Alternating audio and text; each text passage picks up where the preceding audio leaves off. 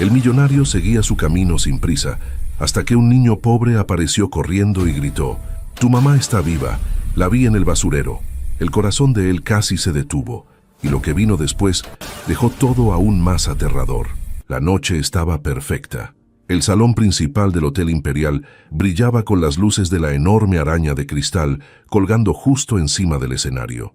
Todos los asistentes estaban de pie, aplaudiendo a Eduardo Beltrán, quien había subido para dar su discurso como presidente de la Fundación Vida Plena. Vestido con un traje oscuro impecable, la mirada segura y una sonrisa amable, Eduardo agradecía con la cabeza mientras alzaba la mano para calmar los aplausos.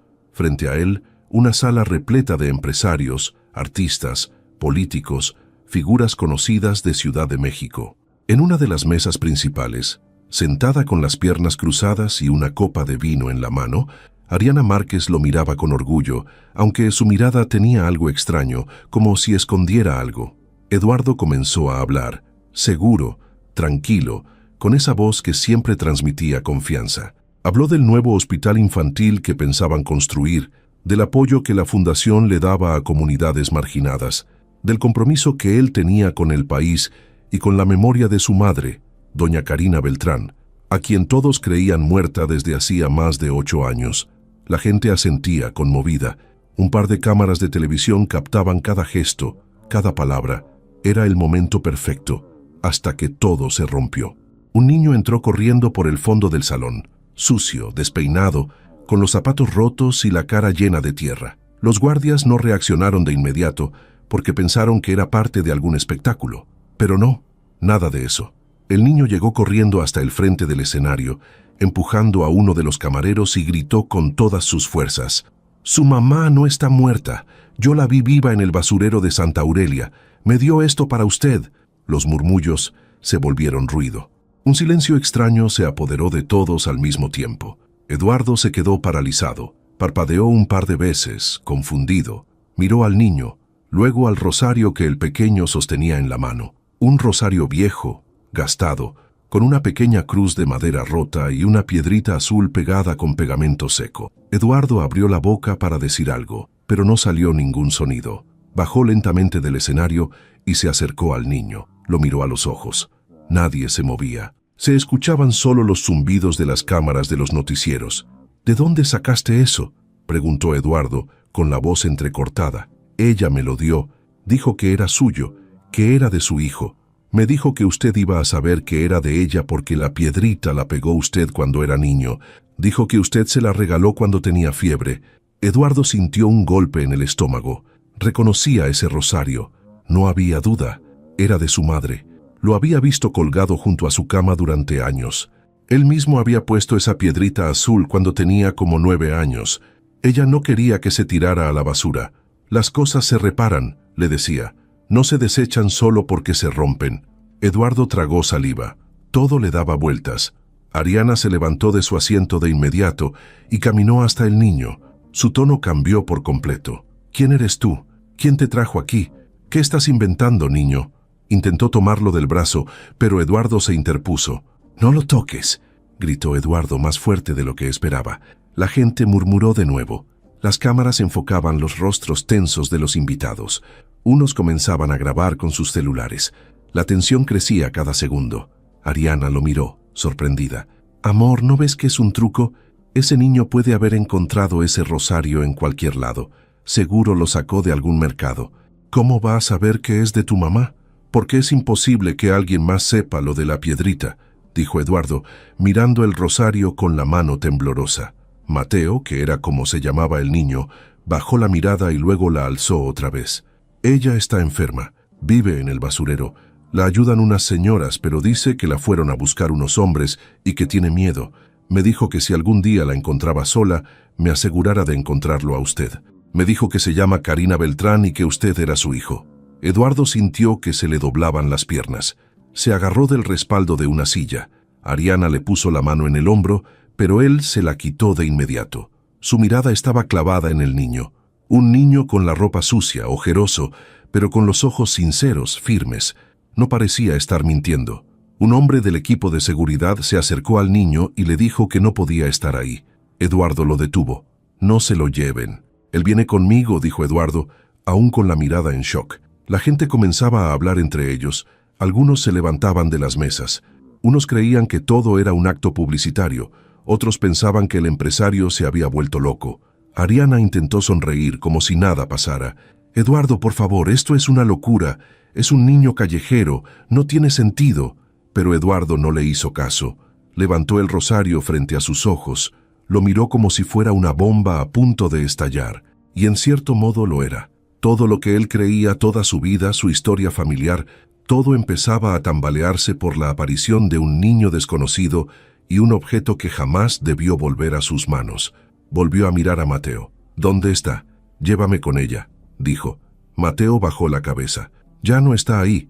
Se la llevaron hace unos días, pero yo sé dónde queda el lugar. Puedo enseñarle». Eduardo asintió sin decir nada. Caminó con él hacia la salida, mientras la gente se apartaba, sin entender nada. Ariana lo siguió nerviosa, con la cara completamente distinta a como había llegado esa noche. Se notaba tensa, como si algo no saliera según lo planeado. Su mirada ya no era la de una mujer tranquila, era la de alguien que estaba perdiendo el control. Y así terminó la gala, sin aplausos, sin discurso final, con un millonario a punto de colapsar, una prometida incómoda, un niño desconocido y un rosario que acababa de encender una chispa que nadie, absolutamente nadie, podría apagar. Eduardo no dijo ni una palabra en todo el camino de regreso a su casa, ni al salir del hotel, ni mientras subían a la camioneta blindada, ni mientras el chofer manejaba por las calles de madrugada. Iba sentado en silencio, mirando por la ventana como si el mundo ya no fuera el mismo. A su lado, Mateo apenas respiraba. El niño, aunque tenía pinta de callejero, estaba completamente quieto, con las manos apretadas en los bolsillos y la mirada baja. Eduardo tenía el rosario en la mano. Lo apretaba tan fuerte que le marcaba la cruz en la palma.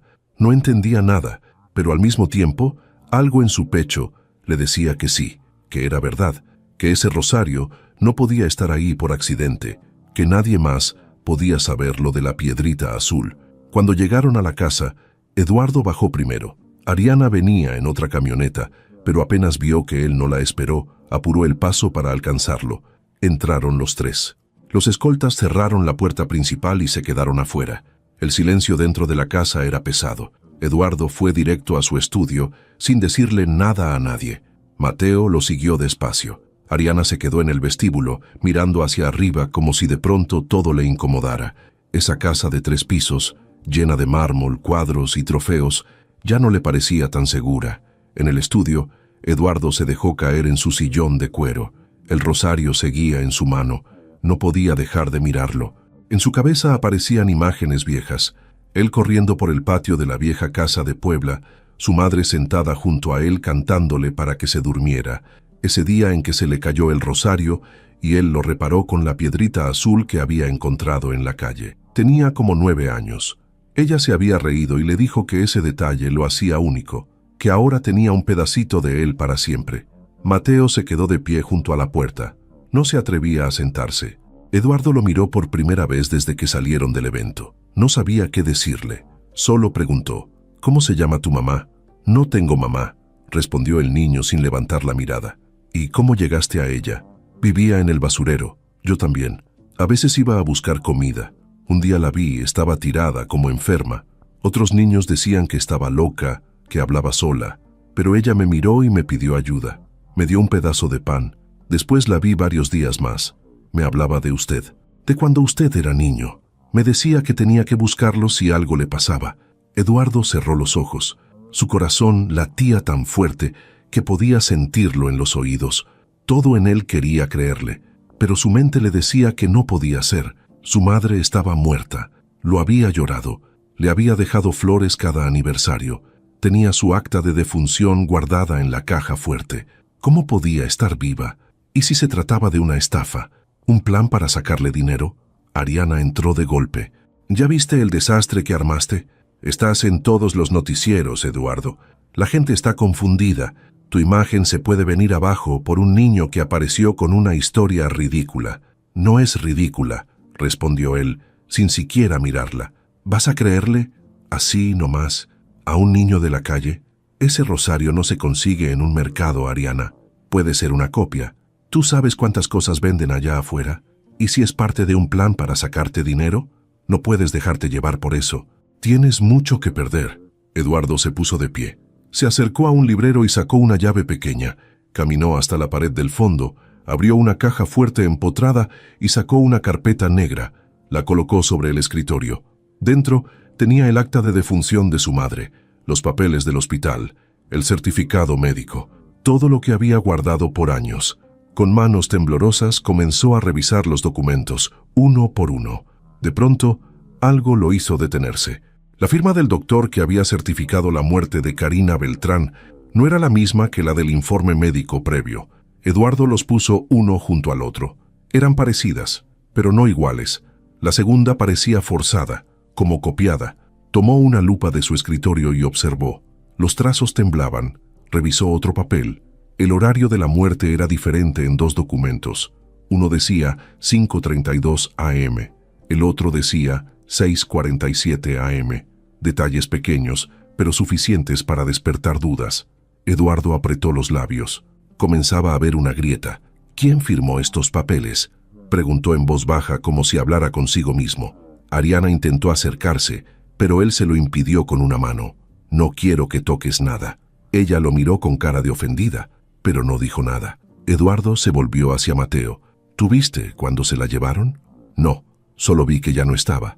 Una señora dijo que vinieron unos hombres con camioneta blanca, con el nombre de una fundación, pero ella no quiso ir. Gritaba. Luego ya no la vimos más. ¿Te acuerdas del nombre de la fundación? No, solo me acuerdo que la camioneta tenía una flor pintada en la puerta. Eduardo anotó eso en una libreta. Ariana lo observaba todo, cada gesto, cada palabra. Parecía más tensa que nunca. Su voz ya no tenía el tono dulce de antes. Eduardo, escúchame. Todo esto es una locura. Por favor, no te vayas a meter en algo que no tiene sentido. Pero Eduardo no le respondió. Salió del estudio y fue directo a la biblioteca del segundo piso, donde guardaba las grabaciones de las cámaras del hospital en aquella época. Había pagado para que le dieran una copia de todo. Lo guardaba como recuerdo. Nunca pensó que un día iba a tener que revisarlas con esta mirada. Mateo se sentó por primera vez en una silla junto a la puerta, cansado. Tenía los ojos abiertos, pero el cuerpo le pesaba. Ariana lo miró con fastidio, como si él fuera un problema. Se acercó a él y bajó la voz. ¿Por qué viniste? ¿Quién te mandó? Nadie. Solo hice lo que ella me pidió. ¿Y tú qué ganas con esto? Nada. Solo quería ayudarla. Ariana lo miró con una mezcla de miedo y enojo. Se quedó unos segundos ahí, sin moverse, como si estuviera pensando algo. Eduardo volvió con una carpeta distinta. Había encontrado un informe firmado por la doctora responsable del caso, Jimena Beltrán, su prima. No había vuelto a verla desde el funeral. En ese momento, él no sospechó nada. Pero ahora, el nombre le quemaba en los ojos. Ella firmó esto. Fue la última en ver a mi mamá con vida, dijo en voz alta. Mateo lo miró con atención. ¿Cómo se ve? ¿Quién? Esa doctora. Eduardo le mostró una foto en su celular. Mateo se acercó, la miró y dijo algo que hizo que a Eduardo se le congelara la sangre. Ella fue una de las que se la llevaron. Eduardo no durmió esa noche. Se quedó en su estudio rodeado de carpetas, documentos médicos, certificados y notas antiguas. Cada hoja que leía era una puñalada. Nada coincidía del todo. Fechas que cambiaban, nombres que no aparecían en registros oficiales, sellos mal puestos. Mientras más leía, más claro era que algo estaba mal, muy mal. Esa historia de que su madre murió en una clínica rodeada de cuidados parecía deshacerse como papel mojado. Mateo dormía en un sillón, acurrucado con una cobija que le trajo una de las empleadas. Eduardo lo miraba de reojo. No dejaba de preguntarse cómo un niño como ese había llegado a mover el piso de toda su vida. Había crecido pensando que su madre se había ido tranquila, en paz, después de una larga enfermedad. Pero ahora la idea de que alguien la hubiera desaparecido empezaba a convertirse en una posibilidad real. En cuanto amaneció, Eduardo llamó a Jorge, su abogado personal y amigo desde la universidad. Le pidió que llegara de inmediato. Cuando entró al estudio, Jorge se sorprendió al verlo con esa cara. Ojeras marcadas, barba crecida, camisa arrugada. Eduardo no era así. ¿Qué pasó, cabrón? Pareces muerto en vida, le dijo sin rodeos. Eduardo no dijo nada. Solo le entregó los documentos, uno por uno, señalando las irregularidades. Mira esto, firma diferente, fecha diferente, sello borroso. Este doctor que supuestamente firmó la defunción ya estaba retirado ese año. Y esta hoja tiene una dirección falsa. ¿Te das cuenta? Jorge se sentó, tomó los papeles y comenzó a analizarlos con su experiencia de años en temas legales. Poco a poco su expresión fue cambiando. Fruncía el ceño, subrayaba con un lápiz, revisaba con lupa. Esto huele mal, muy mal. Aquí hay fraude, Eduardo. No es que me lo esté imaginando. Esto es real. Eduardo respiró hondo, se levantó de su silla y caminó por la habitación como león enjaulado. Mateo la vio, la conoció, dice que la ayudó. Ella le habló de mí y del rosario, del día que estuve enfermo. ¿Cómo puede saber eso alguien que no la conoció? Jorge asintió con la cabeza. No tenía respuestas. Y luego esto. Eduardo sacó una hoja más. Una carta que encontré entre los papeles de mi padre. Se supone que es una autorización firmada por mi madre para que Ariana se encargara de ciertos asuntos médicos. Pero esa firma no es de mi mamá, ni parecida. Es una imitación burda. Jorge la observó. Esto lo firmó otra persona. Definitivamente, podemos mandar esto con un perito grafólogo para que lo confirme, pero a simple vista, esto es una trampa. Eduardo se dejó caer otra vez en su silla. ¿Quién puede hacer algo así, Jorge? ¿Quién se atrevería a desaparecer a mi madre? Jorge dudó unos segundos. Eduardo, ¿confías en Ariana? El silencio que siguió fue más pesado que cualquier palabra. Eduardo no contestó. En ese momento, Mateo se despertó, se talló los ojos y se sentó lentamente. Lo primero que vio fue a Eduardo con cara de cansancio y luego al hombre de traje junto a él. ¿Él es policía?, preguntó. No, es mi abogado, es de confianza. Mateo asintió. Yo quiero ayudar, señor. No sé muchas cosas, pero me acuerdo de cosas que ella decía. Me contaba cosas de cuando usted era niño, cosas que nadie más podría inventar. ¿Qué tipo de cosas? Que se cayó de un árbol y se rompió un diente, que una vez llenó la cocina de agua porque se le olvidó cerrar la llave, que no quería tocar el piano, pero que ella le enseñó a hacerlo jugando. Eduardo sintió un nudo en la garganta. Todo eso era verdad. Nadie fuera de su familia sabía eso, ni siquiera Ariana. Mateo sacó del bolsillo de su pantalón un dibujo arrugado. Yo dibujo cosas para no olvidar. Aquí está ella. Le entregó el papel. Era un retrato hecho con lápiz. Simple, infantil, pero había algo en la expresión que lo estremeció. Eduardo reconoció los ojos, la forma del cabello, la sonrisa débil. Yo la veía cada semana. Me dejaba quedarme cerca cuando hacía frío. Una vez me curó una herida en el brazo. Me dijo que tenía miedo de que vinieran por ella otra vez, que una mujer joven la había entregado, que la droga que le pusieron la dejaba sin fuerzas. Eduardo apretó el dibujo. Sentía rabia, angustia, miedo, todo junto. ¿Te dijo cómo se llamaba esa mujer? No, pero dijo que la conocía, que era cercana a usted. Eduardo miró a Jorge. No puede ser. Jorge lo miró de vuelta. Hay que ir a la clínica. Esa doctora, Jimena Beltrán, esa mujer tiene respuestas. Es mi prima. Por eso mismo, vas a obtener información que a otros no les daría, pero no vayas solo. Eduardo se levantó, se acercó a Mateo y le puso la mano en el hombro. ¿Estás listo para acompañarme? Sí, señor. Yo quiero que usted la encuentre. ¿Sabes que puede ser peligroso? Mateo asintió. No tenía miedo en los ojos, solo determinación. Antes de salir, Eduardo volvió a revisar la autorización médica. La leyó una vez más. El nombre de Ariana estaba ahí. Era la única que tenía permiso para tomar decisiones cuando su madre supuestamente ya no podía hablar ni firmar nada. Ese papel lo habían guardado bien, casi escondido entre los documentos menos importantes. Jorge sacó su celular. Voy a pedir una cita en la clínica Santa Fe. No digas nada aún. Vamos como si fuéramos a revisar un antiguo expediente. No pueden saber que sospechamos. Eduardo respiró hondo. Está bien, pero si esa mujer sabe algo, lo voy a descubrir. Mateo guardó su dibujo de nuevo, doblándolo con cuidado. Ariana no estaba en la casa. Se había ido temprano sin despedirse. Jorge miró el reloj. Tenemos 2 horas para estar allá. ¿Listos? Eduardo asintió. Caminó hacia la puerta con paso firme. Mateo lo siguió. El niño apenas le llegaba a la cintura, pero caminaba con la frente en alto, como si ya no fuera un niño de la calle, como si en ese momento los dos compartieran una misma misión. Jorge los miró a ambos y sonrió con seriedad. Vamos a reventar esta mentira, pase lo que pase. Y con eso salieron de la casa. La camioneta ya los esperaba afuera.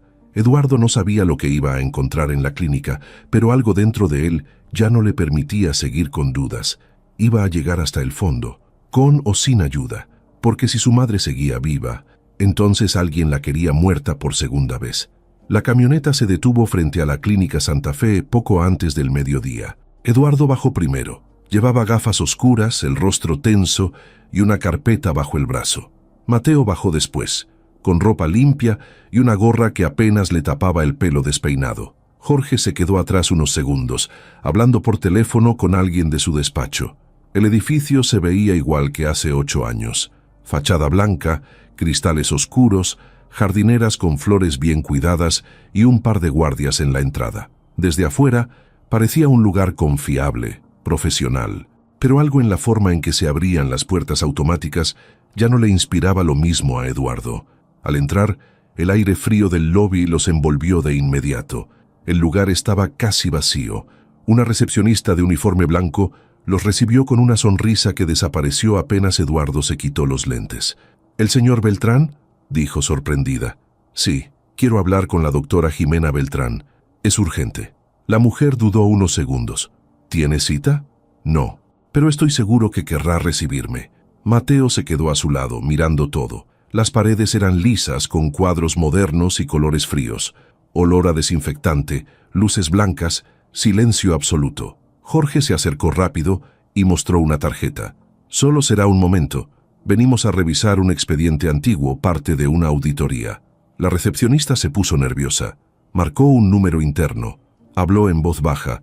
Eduardo la escuchó decir: «Está aquí». «Sí, en persona». «Sí, él». Y luego colgó. «Un momento, por favor. Pueden esperar en la sala B». Los tres caminaron hacia la sala indicada. Mateo no dejaba de mirar hacia todos lados. Se notaba incómodo. El lugar le parecía demasiado limpio, demasiado silencioso. Se sentaron en unos sillones duros, y por un par de minutos nadie dijo nada, hasta que la puerta del fondo se abrió y apareció ella, la doctora Jimena Beltrán, bata blanca, cabello recogido en una cola apretada, rostro seco. Caminó directo hacia ellos, con una expresión que no era ni amable ni agresiva, solo una máscara. «Eduardo, qué sorpresa verte por aquí», dijo sin moverse. «Necesito hablar contigo». A solas, Jimena miró a Jorge, luego a Mateo, y dudó. «¿En qué puedo ayudarte?». «Mi madre». Jimena tragó saliva. No lo disimuló. «Han pasado años, Eduardo. Lo siento mucho, de verdad. No vengas con condolencias. No estoy aquí por eso. Quiero ver su expediente, completo, cada hoja, cada nota médica. Y también quiero hablar contigo sobre lo que pasó los últimos días que estuvo aquí». Jimena desvió la mirada un segundo. «Está bien, sígueme».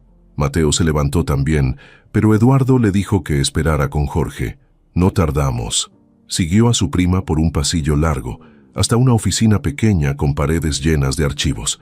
Jimena cerró la puerta detrás de ellos. «¿Qué estás buscando exactamente?», preguntó, sentándose detrás de su escritorio. «La verdad», Jimena suspiró. Abrió un cajón y sacó una carpeta azul. La colocó sobre la mesa. Eduardo se sentó frente a ella y empezó a revisar. Eran muchas hojas, informes médicos, notas de enfermería, firmas, autorizaciones. Todo parecía en orden, pero él ya sabía qué buscar. Encontró otra copia del acta de defunción y de nuevo la firma del doctor retirado. También estaba ahí el informe de estado clínico del último día, firmado por ella. «¿Estás segura que tú escribiste esto?», preguntó señalando el documento. Jimena lo miró sin pestañear. «Sí, yo era la responsable. Estuve con ella todo el tiempo. ¿Hasta el final?». Jimena asintió. «Mateo te vio». La doctora parpadeó. «¿Mateo?». «El niño que estaba conmigo. Dijo que tú estabas con las personas que se llevaron a mi madre. No a un hospital, a un basurero». Jimena se quedó en silencio. Por un momento pareció que iba a decir algo, pero no lo hizo. Eduardo golpeó la mesa con la palma abierta. «Dime la verdad, Jimena. ¿Está viva?». «Eduardo», empezó ella, pero se detuvo. «No voy a salir de aquí hasta que me digas la verdad». Jimena cerró los ojos. No puedo hablar sin un abogado. Entonces estás ocultando algo. Jimena se puso de pie. No tienes idea de lo que estás haciendo. Esto es más grande de lo que crees. ¿Quién más está metido? Ella no respondió. Solo abrió la puerta. La consulta terminó. Eduardo salió con el corazón acelerado. Volvió con Jorge y Mateo. ¿Y bien?, preguntó Jorge. No dijo nada, pero lo vi en su cara. ¿Sabe lo que pasó? Lo está ocultando. Mateo tiró de su camisa. Vi algo cuando ella abrió el cajón. Había una memoria USB negra, chiquita. No la tocó, pero estaba ahí. Eduardo lo miró. ¿Estás seguro? Sí, tengo buena memoria. Jorge le habló bajo a Eduardo.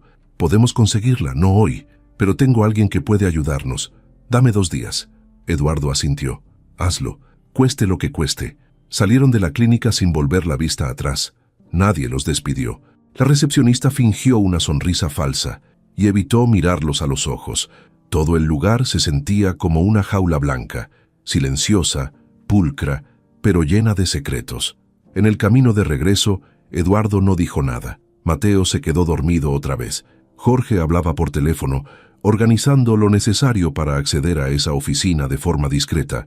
Eduardo miraba por la ventana, pero no veía la ciudad. Solo veía a su madre, sonriéndole, tocando el piano, repitiéndole la misma frase que le decía cuando era niño. La música siempre te va a guiar de regreso. Y ahora, esa música parecía sonar muy lejos, pero él estaba decidido a seguirla, hasta donde fuera. Las horas pasaban lento. Eduardo no podía dejar de pensar en esa pequeña memoria USB que Mateo había visto en el cajón de la doctora. Desde que salieron de la clínica, tenía esa imagen clavada en la mente como una astilla. No sabía qué contenía, pero algo le decía que esa memoria podía ser la clave. Algo que ella no quería que nadie viera.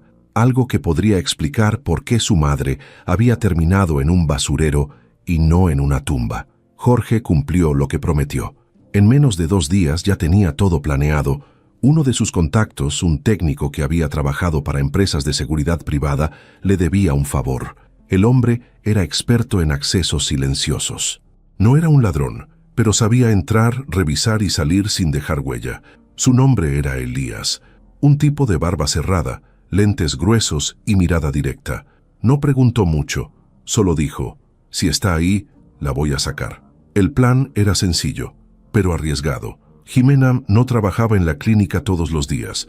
Según los registros que Jorge consiguió, los miércoles tenía consulta en otro hospital. Usarían ese hueco. Elías entraría por la parte trasera con un gafete falso y un maletín de mantenimiento. Sabía cómo desconectar las cámaras del pasillo durante 3 minutos. Jorge lo acompañaría como supervisor. Eduardo no iría. Tenía que mantenerse alejado para no levantar sospechas. Ese miércoles, la espera fue eterna. Eduardo se quedó en casa, caminando de un lado a otro. Mateo estaba con él, sentado en la cocina, comiendo cereal como si todo fuera normal. Pero no lo era, ni lo sería nunca más. Pasadas las 3 de la tarde, Jorge llamó. Eduardo contestó al segundo tono. «La tenemos», dijo Jorge sin rodeos. Eduardo sintió un escalofrío. «¿Estás seguro?» «Negra», marca Kingston. Justo como dijo Mateo. Estaba en el cajón de la derecha. No había contraseña, pero la conectamos a una laptop y vimos los nombres de los archivos. Hay más de 10 documentos y un par de videos. ¿De qué tipo? No lo sé. No los abrimos ahí. Lo mejor es que los veas tú mismo. Voy en camino. Cuando Jorge llegó, Eduardo ya tenía todo preparado en su estudio.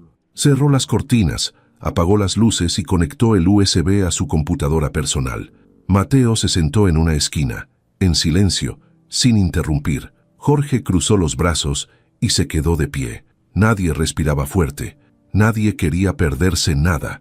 Aparecieron los archivos, carpetas con nombres como Paciente KB, Sedación Progresiva, Informe Final, Traslado No Autorizado. Eduardo hizo clic en uno que decía Video CT1. El archivo se abrió. Era una grabación de seguridad. Imagen clara. Fecha, 8 de abril. 8 años atrás. La cámara enfocaba una habitación con luz tenue. En la cama, una mujer delgada, con sonda en la nariz y brazos conectados a suero. Era ella, Karina Beltrán. Eduardo se acercó más a la pantalla. En la imagen se veía cómo Jimena entraba a la habitación. Iba con bata, carpeta en mano y un frasco transparente. Se acercó al suero, abrió el frasco y colocó algo en el gotero. Karina estaba despierta, aunque apenas podía mover los ojos. Jimena le hablaba, pero no se escuchaba el audio, solo los gestos. Luego salió de la habitación. Eduardo cerró el puño. «¿Qué es eso?», preguntó, apenas pudiendo contener la rabia. «Debe ser la sedación. Es un procedimiento que puede hacerse en pacientes terminales, pero solo bajo ciertas condiciones. Y con autorización familiar, legal», explicó Jorge. «Y esa autorización venía firmada por Ariana», dijo Eduardo, casi escupiendo el nombre. «Sí, lo que significa que todo esto se hizo bajo tu nombre, pero sin tu consentimiento verdadero». Eduardo abrió otro video. Esta vez, la cámara estaba en un pasillo. Hora, 2:14 de la madrugada. Un grupo de personas vestidas de blanco entraba por una puerta lateral. Una camilla, una manta encima, 2 enfermeros falsos. Cargaban a Karina completamente sedada. Su cuerpo no se movía. Uno de ellos sacó una identificación al pasar por el sensor. Nombre: Fundación Luz Nueva. «No hay ninguna fundación registrada con ese nombre», dijo Jorge. «Ya revisé». «Entonces la usaron como fachada», contestó Eduardo. En otro de los archivos había un informe. Eduardo lo abrió y comenzó a leer. Era una lista detallada de los medicamentos aplicados a Karina. Las dosis aumentaban cada día, justo antes de declararla en coma irreversible. Las notas eran firmadas por Jimena. Incluso había un correo electrónico enviado desde su cuenta institucional con el asunto: «Caso KB. Protocolo terminado. Lista para traslado». Jorge lo leyó también. Lo entendía mejor que él. Esto es prueba de manipulación médica y complicidad. Mínimo. Esto es grave, Eduardo. Mateo se acercó lentamente. Eduardo dudó un segundo, pero luego giró la pantalla para que viera. El niño reconoció la escena. «Ese es el cuarto donde me dijo que vivía antes. Me lo describió igual, con la cortina blanca y el mueble de madera. Me dijo que no podía hablar bien ahí, que todo le dolía». Eduardo sintió que le ardían los ojos. Cerró todos los archivos, desconectó el USB y lo guardó en una caja de seguridad dentro del mismo escritorio. Luego miró a Jorge. «Esto no se puede quedar aquí. Lo sé, pero tenemos que movernos con cuidado. Si Jimena se da cuenta de que lo tenemos, puede intentar huir. Y Ariana, no tengo idea de qué tanto sabía, pero su firma está en todo». Eduardo se quedó en silencio unos segundos.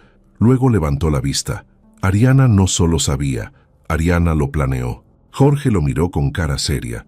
No le respondió, pero tampoco lo negó. Mateo interrumpió. «¿Y ahora qué vamos a hacer?». Eduardo le puso la mano en el hombro. Ya no lo veía como un niño más. Lo veía como alguien que le había devuelto la vida. «Ahora vamos a encontrarla, a mi mamá, y vamos a llevar esto hasta el final». Eduardo no durmió esa noche. El contenido del USB lo había dejado con una mezcla de rabia, tristeza y miedo que no podía quitarse de encima. Cada vez que cerraba los ojos, veía la cara de su madre en esa cama, apenas moviéndose sin poder hablar, mientras le metían cosas en el cuerpo para dejarla como muerta. Eso no era un error médico, era algo más, algo pensado, planeado, organizado. A la mañana siguiente, Jorge volvió a la casa con una copia de los archivos encriptada y un informe adicional que había pedido a un perito digital. El USB no solo tenía videos, había correos electrónicos, imágenes de recetas, horarios internos y hasta audios grabados desde un celular. «Hay uno que tienes que escuchar», dijo Jorge mientras abría su laptop. Eduardo y Mateo se acercaron. Jorge hizo clic. El audio comenzó. Se escuchaban voces. Una era de mujer, reconocible al instante. Era Ariana. «¿Y si despierta?», decía con tono molesto. «No va a despertar», respondía otra voz, que Eduardo supo de inmediato que era Jimena. «Está sedada todo el día. No puede ni parpadear sin ayuda». «¿Y estás segura de que los papeles van a pasar? Con las firmas que me diste y lo que redactó el abogado, sí, parece todo legal. Incluso está la autorización del hijo, aunque él nunca la firmó». «Perfecto, porque si algo sale mal tú eres la cara visible, ¿entendiste? Yo no puedo aparecer en esto». Eduardo pausó el audio. Se quedó mirando a la pantalla como si fuera a romperla de tanto apretar los dientes. «Ella, fue ella», dijo en voz baja. «Lo sabía, lo planeó». Mateo no entendía cada palabra, pero podía sentir el dolor de Eduardo como si fuera suyo. Jorge buscó otro archivo, un correo, asunto, confirmación de traslado. Era de la doctora, dirigido a un contacto externo. La respuesta incluía una dirección, una bodega en Ecatepec. El correo era de hace 8 años. La fecha coincidía con el video del traslado. Aquí se la llevaron primero, antes de mandarla a donde sea que haya terminado, dijo Jorge. ¿Y esta empresa de transporte? ¿Existe?, preguntó Eduardo. No, es una empresa fantasma, Transportes Almeda. No tiene oficina, no tiene empleados. Solo aparece registrada con un domicilio en un lote baldío. Eduardo apretó los puños. Todo estaba claro. No había sido una muerte natural. Había sido un secuestro, un engaño bien armado para sacarla del camino sin que nadie preguntara. ¿Y para qué?, preguntó, aunque ya empezaba a imaginar la respuesta. Jorge se acomodó en el sillón. Lo más probable, la herencia, las propiedades, las acciones, la casa de Puebla, la participación en la fundación. Cuando Karina cayó enferma, tú todavía no tomabas el control. Era ella quien tenía la última firma en todo. Si seguía viva, seguía teniendo poder. Ariana sabía que casándose contigo con tu madre fuera del camino, iba a tener acceso a todo. Pero no podían matarla directamente, tenían que hacerla desaparecer, dijo Eduardo, más para sí que para los demás. Y encontraron la forma perfecta: sedarla, simular un coma, falsificar los papeles y sacarla por la puerta trasera de la clínica. Mateo alzó la mano, como si estuviera en la escuela. ¿Y si la llevaron a esa bodega? ¿Todavía podemos encontrar algo ahí? Jorge lo miró. A pesar de la situación, le impresionaba la forma en que el niño pensaba. Vamos a ir, dijo Eduardo. Pero no ahora. Si vamos directo, pueden sospechar. Jimena ya debe estar nerviosa. Si ve que nos estamos acercando, puede borrar todo. Eduardo lo pensó unos segundos. Entonces haremos algo mejor. Vamos a reunir más pruebas. Y vamos a enfrentarla. Jorge lo miró serio. ¿Vas a hablar con Ariana? Sí, esta vez sin avisarle. Voy a verla en su departamento, a solas, y voy a grabar cada palabra. Esa tarde, Eduardo le pidió a Jorge una micrograbadora. La escondió en la solapa de su saco. Mateo se quedó en la casa con una de las empleadas. Eduardo condujo él mismo hasta el edificio donde vivía Ariana. Al llegar, el portero no puso resistencia.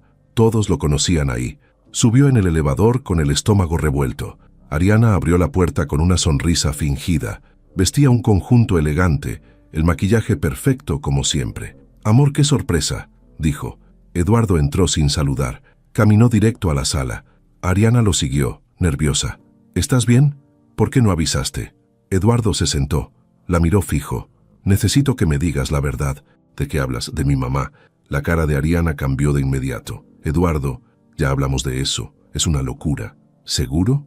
«Porque tengo pruebas. Videos, correos, audios, de ti, de la doctora, planeando todo, firmando papeles falsos». Ariana retrocedió un paso. «¿Me estás acusando de algo?» «No, te estoy diciendo lo que ya sé. No tienes idea de lo que estás diciendo. Entonces explícame tú. ¿Qué hiciste con mi mamá?» El silencio fue largo. Ariana bajó la mirada, caminó hacia la cocina. Se sirvió un vaso de agua. Tenía la mano temblorosa. «Yo no la lastimé», dijo al fin. Solo quería que las cosas se ordenaran. Tu mamá no confiaba en mí. Siempre me miraba con desprecio. No me dejaba opinar en nada. Estaba metida en todo. Me hacía sentir como si no perteneciera. ¿Y por eso la entregaste?» «Yo no la maté. Solo hice lo que había que hacer para proteger lo nuestro». Eduardo se levantó. «No hay nosotros. Se acabó». «Eduardo, no puedes». «Sí puedo. Y vas a pagar por lo que hiciste. Tú y todos los que participaron». Ariana se quedó ahí sin moverse. Eduardo salió del departamento sin mirar atrás. Afuera, el aire le pegó en la cara como un golpe. Pero por primera vez en días, respiró con fuerza. Tenía lo que necesitaba. Al volver a casa, Mateo lo esperaba despierto. ¿Qué dijo? Eduardo lo miró. «Que ella no pertenece a nuestra historia». Mateo sonrió, sin saber del todo qué quería decir eso, pero entendiendo que las cosas estaban cambiando. Y esa noche, por primera vez, Eduardo sintió que estaba más cerca de volver a ver a su mamá, porque ahora el plan monstruoso ya no era un secreto, estaba al descubierto, y lo que seguía era justicia. A la mañana siguiente, Eduardo despertó temprano. No había podido dormir bien, pero eso ya no importaba. Había pasado la madrugada escuchando una y otra vez la grabación que obtuvo en el departamento de Ariana. Su voz temblorosa, sus frases sueltas, las justificaciones tontas. Cada palabra era un clavo más en su propia tumba. No era solo un error, había sido un plan pensado, calculado, y ahora él lo tenía todo grabado. Mateo lo encontró en el comedor, tomando café, con el rostro serio. El niño no dijo nada al principio, pero luego se acercó despacio con su cuaderno de dibujos. ¿Y ahora qué vamos a hacer?, preguntó. Eduardo respiró hondo. Ahora vamos a cerrarle el paso. Ariana ya no puede seguir fingiendo. La decisión estaba tomada. Eduardo no iba a esperar. Llamó a Jorge y le pidió que se encontraran en la oficina principal de la fundación, ahí donde todo el mundo los veía como una pareja modelo. Ariana todavía era parte del comité ejecutivo, tenía oficinas, acceso a cuentas, contactos con patrocinadores, pero todo eso iba a cambiar. Antes de salir, Eduardo le pidió a una de sus asistentes que imprimiera copias de los documentos del USB y la transcripción del audio de la confesión. Jorge hizo lo mismo con el video donde se veía a Karina siendo trasladada en la camilla. No iban a golpear primero en lo legal, pero sí en lo público. Necesitaban que todos supieran la verdad antes de que ella intentara mover sus influencias. Al llegar al edificio de la fundación, varios empleados lo saludaron con respeto. Eduardo respondió con un gesto de cabeza, sin detenerse. Jorge ya lo esperaba en la sala de juntas. Preparó todo sobre la mesa. Los papeles, el audio, la laptop. A los pocos minutos Ariana entró. Venía arreglada, como siempre, con ese perfume que usaba en cada evento. Esa sonrisa que ya no convencía a nadie. ¿Qué es esto? ¿Una reunión de emergencia?, preguntó, dejando su bolso sobre la mesa. Siéntate, le dijo Eduardo sin rodeos. Ariana lo miró molesta, pero obedeció. No entiendo tu actitud. Ayer viniste a mi casa como un loco, y ahora esto... Ya se acabó el juego, interrumpió Eduardo. Aquí están los documentos, las pruebas, tus mentiras, tu firma falsificada, tu voz en la grabación. No hay forma de que salgas limpia de esto. Jorge encendió la laptop, reprodujo el audio. Ariana se tensó de inmediato. Cerró el puño, pero no dijo nada. Su rostro cambió. Ya no era la prometida perfecta. Era alguien atrapada. ¿Me estás grabando sin permiso?, dijo al fin. No necesito permiso para defender a mi madre, respondió Eduardo. Ariana se levantó. Todo esto lo estás armando porque estás confundido. Ese niño te metió ideas en la cabeza. Te está manipulando. Ese niño me salvó la vida, gritó Eduardo golpeando la mesa.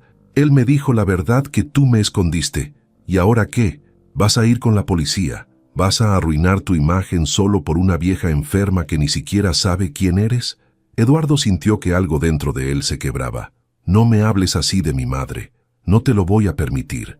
Ariana se dio cuenta de que había ido demasiado lejos. Bajó la voz. Eduardo, por favor, podemos hablar. Yo te amo. Lo hice todo por nosotros. No hay nosotros. No más. Jorge le entregó un sobre. Ya no formas parte del consejo. Aquí está la notificación formal. Ariana tomó el sobre con rabia.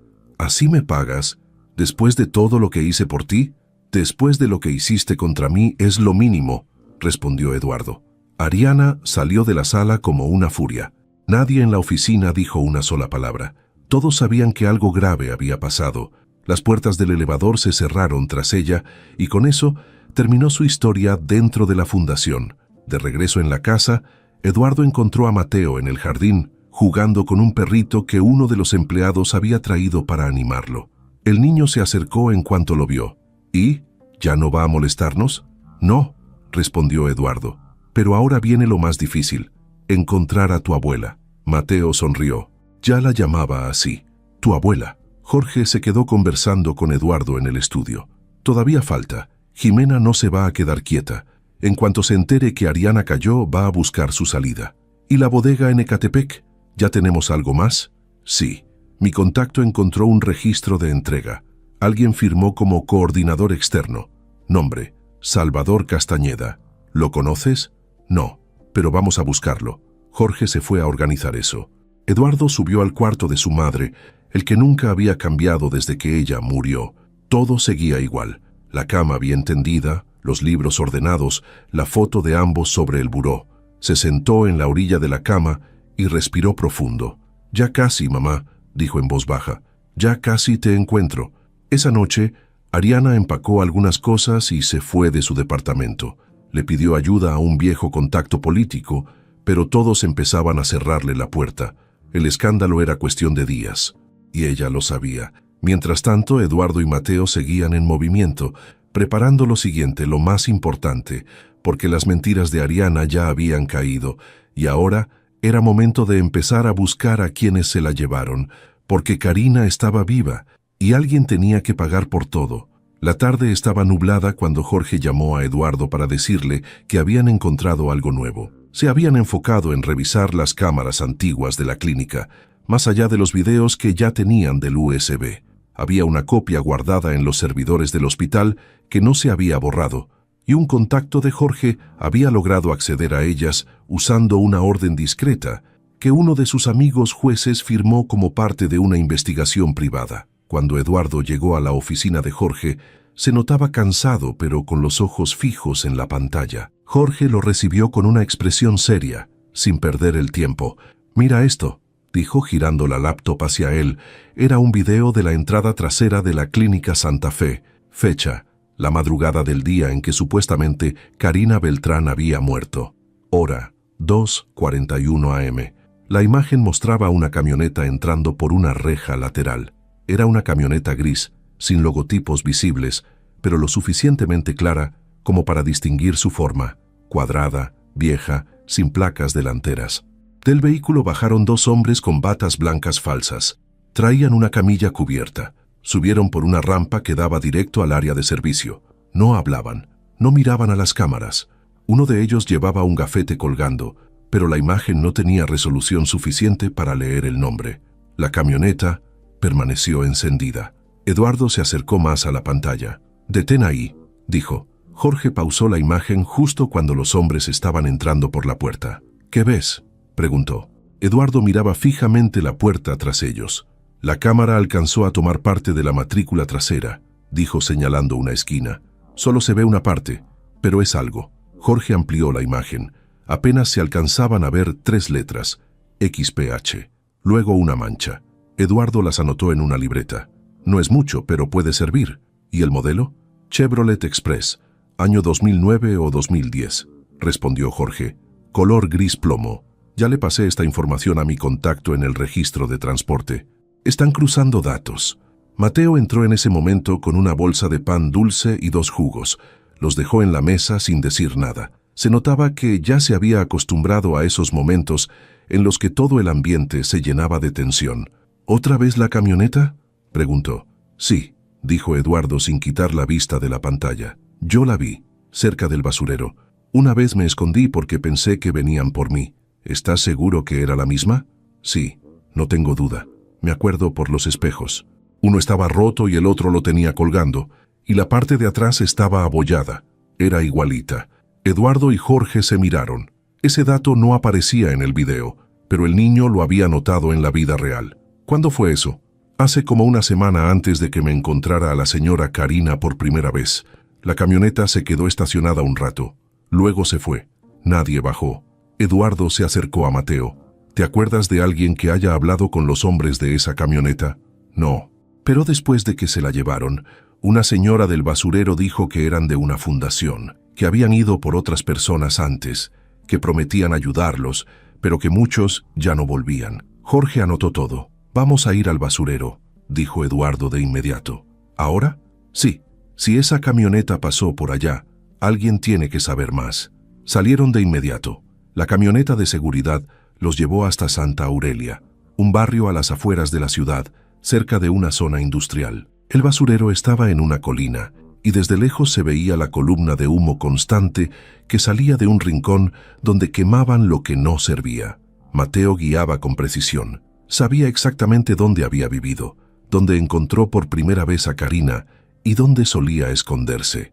El lugar era duro: niños descalzos, perros flacos, carritos llenos de latas y casitas hechas con lonas, madera y pedazos de metal. Al llegar, varios miraron la camioneta con desconfianza. Pero cuando vieron que Mateo bajaba con Eduardo, algunas personas se acercaron. Una mujer con trenzas y gorra sucia fue la primera en hablar. «Tú eres el niño que cuidaba a la señora loca, ¿verdad?» Mateo asintió. «¿Dónde está ella? ¿Sigue aquí?» La mujer bajó la mirada. «Se la llevaron. Unos hombres, igual que a don Chema y a la viejita que vendía tamales. Venían con camiones sin logos. Decían que eran de ayuda, que los iban a llevar a un refugio». «¿Qué refugio?», preguntó Eduardo. «Decían algo como Fundación Luz de Esperanza, o algo así, pero nadie regresó. Nunca. ¿Te acuerdas de la camioneta?» «Claro. Era gris, fea, tenía un golpe en la parte trasera y olía a químicos». Eduardo sacó su celular y mostró una imagen de la camioneta captada por la cámara de la clínica. «¿Era esta?». La mujer la miró bien. «Sí, esa misma». Eduardo sintió un vacío en el estómago. Ahí había estado. Su madre había pasado por ese lugar, viva, débil, olvidada, sin que él supiera nada. ¿Dónde la tenían? En una casucha al fondo. Ella no quería salir mucho. Se quedaba escribiendo cosas en hojas sueltas. Ayudaba a otros con medicinas. Era buena, muy buena. Caminaron hasta esa casucha. Era pequeña, hecha con cartón y lonas. Dentro aún quedaban algunas cosas. Un frasco con pastillas vencidas, una manta vieja, una hoja con dibujos de teclas de piano hechas con carbón. Eduardo la levantó con cuidado. Era como una nota, un teclado imaginario. Karina había estado ahí tocando en su mente, como para no volverse loca, como si la música la mantuviera viva. ¿Dónde fue la última vez que la vieron? En la mañana, hace como 2 semanas. Unos hombres vinieron.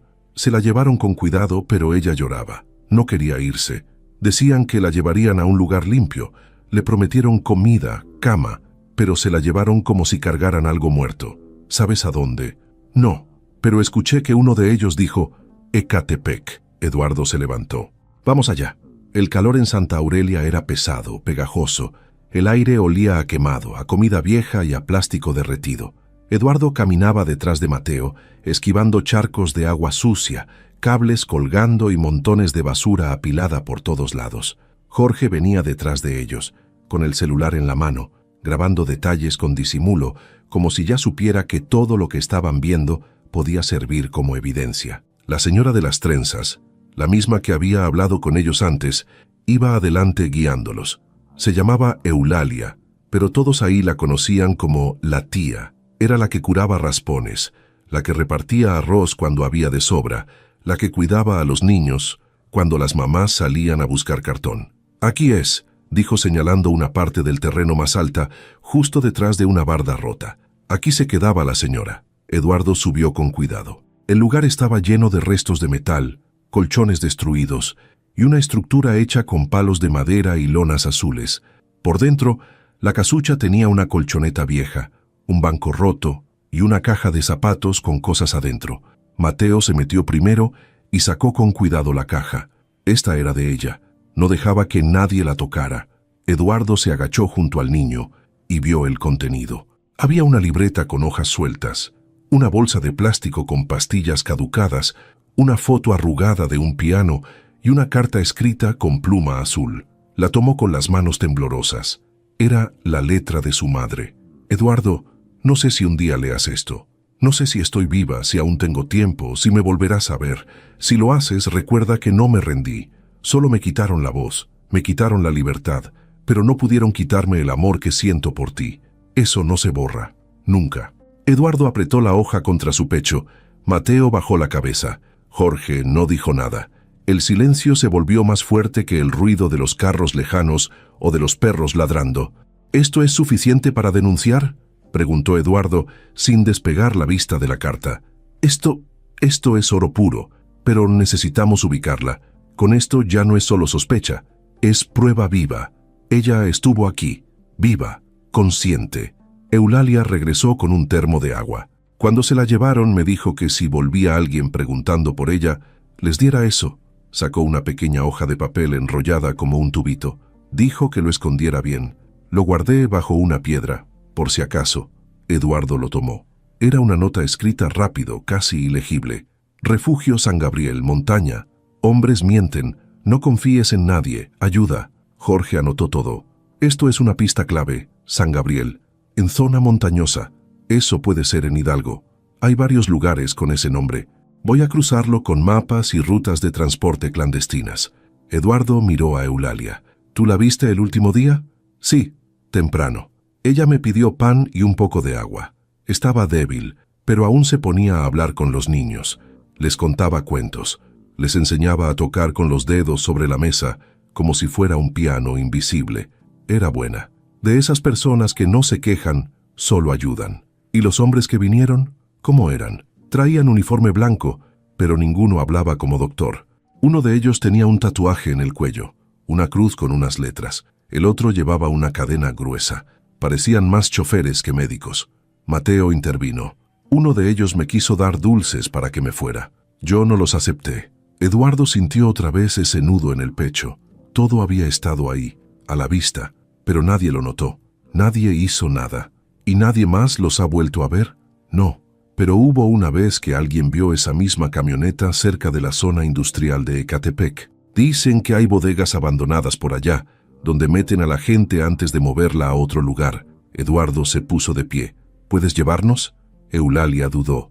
No puedo dejar a los niños, pero puedo decirle a alguien que los acompañe. Hay un chavo que trabaja en los camiones de basura.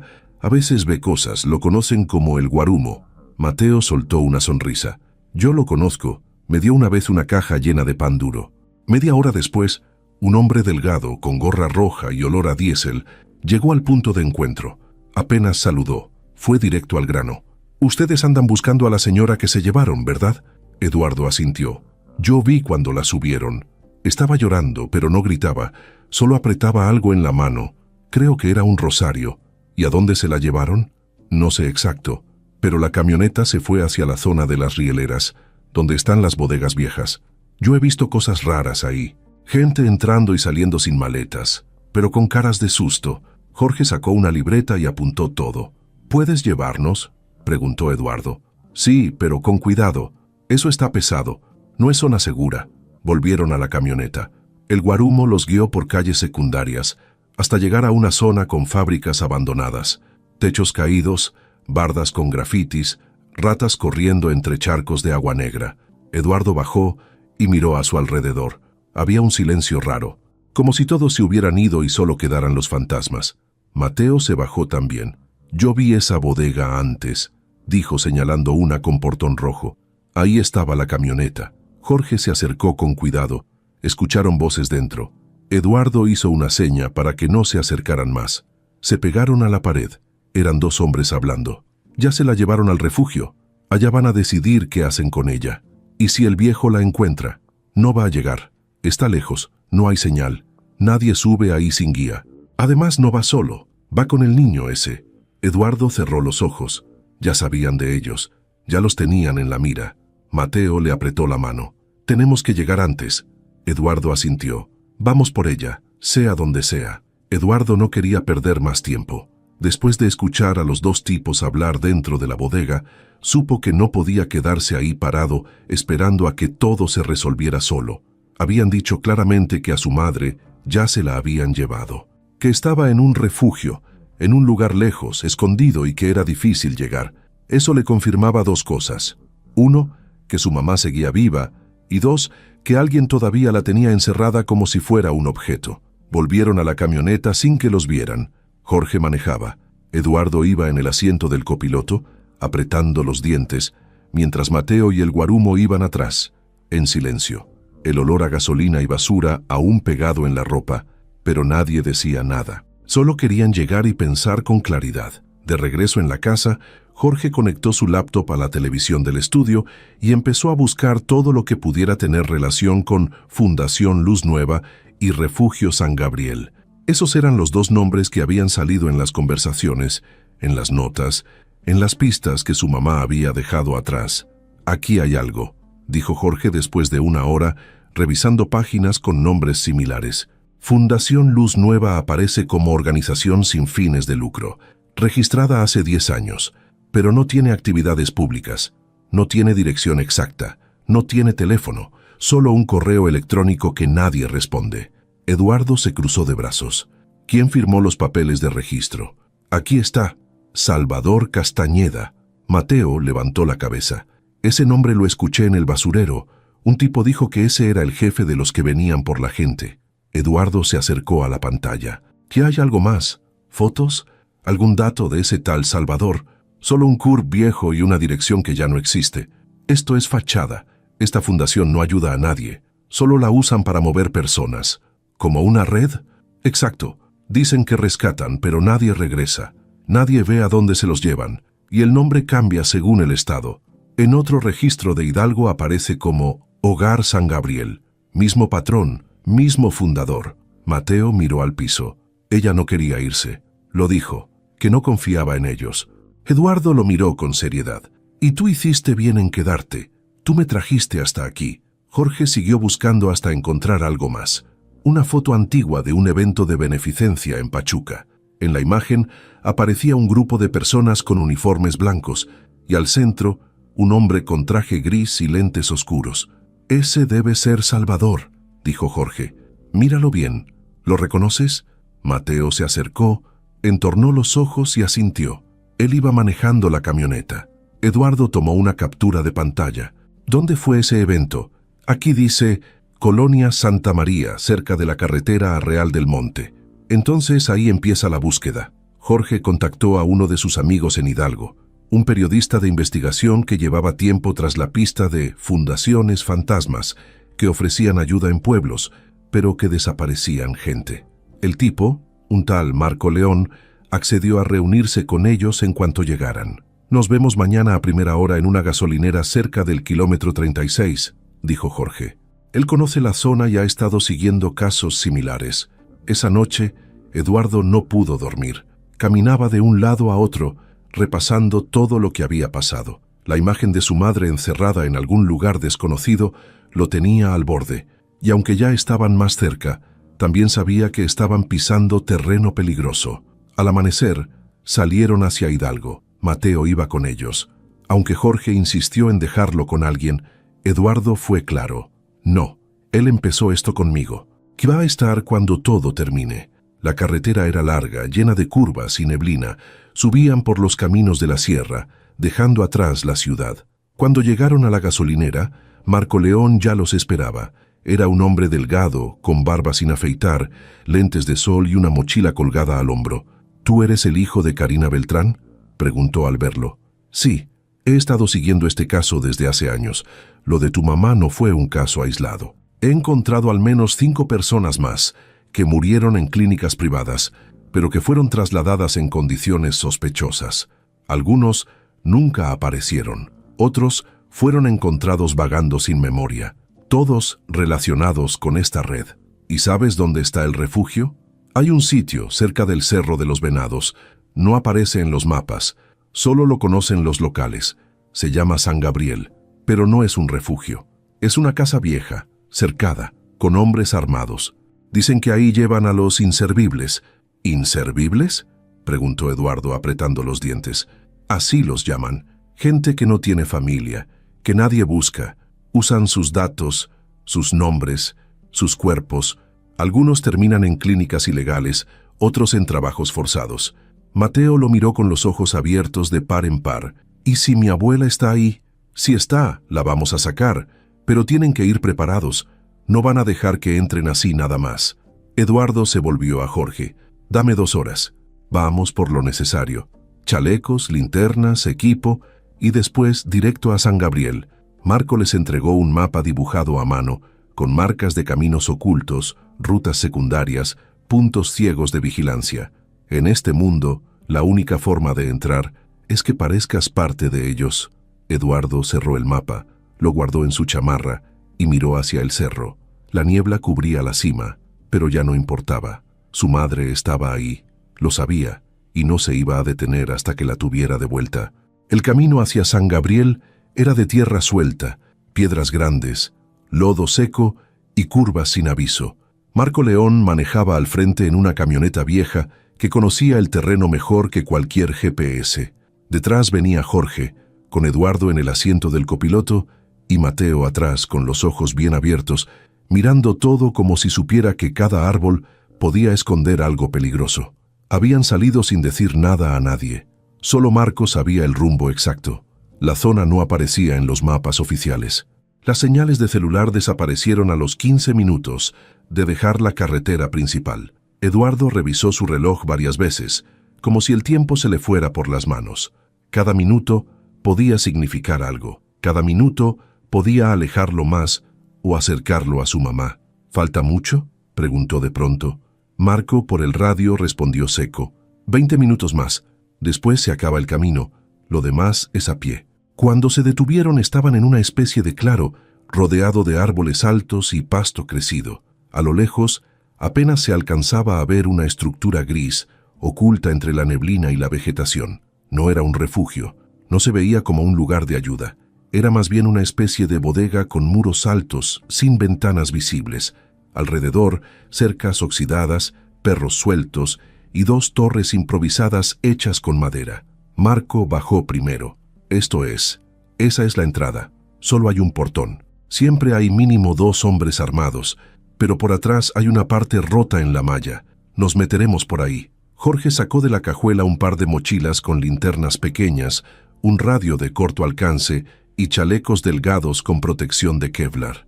Eduardo se puso uno sin pensarlo 2 veces. Mateo miraba todo, sin decir nada. Marco le puso una gorra y una sudadera más grande.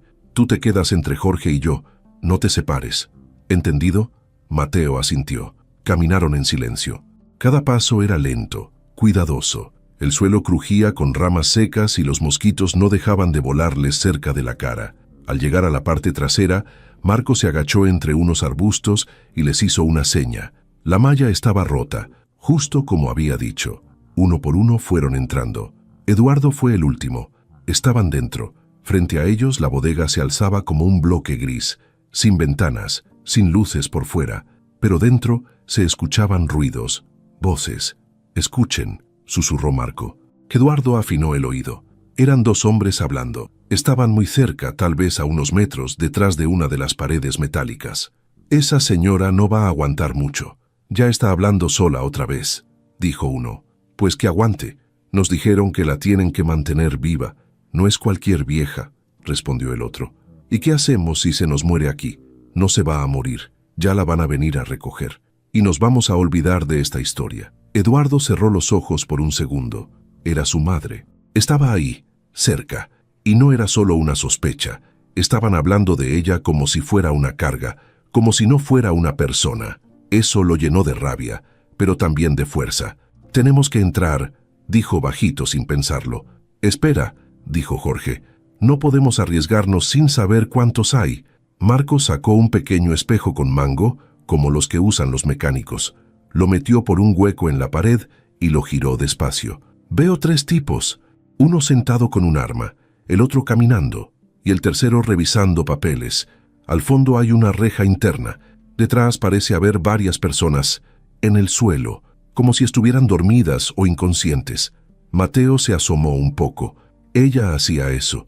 Dormía sentada con los ojos abiertos, como si tuviera miedo de cerrar los ojos. Eduardo tragó saliva. Ese comentario le partió algo por dentro. Se acercó a Jorge y Marco. «Entramos ahora, o se la llevan. No me importa si son 3 o 30. «Está bien», respondió Marco. «Pero lo hacemos bien.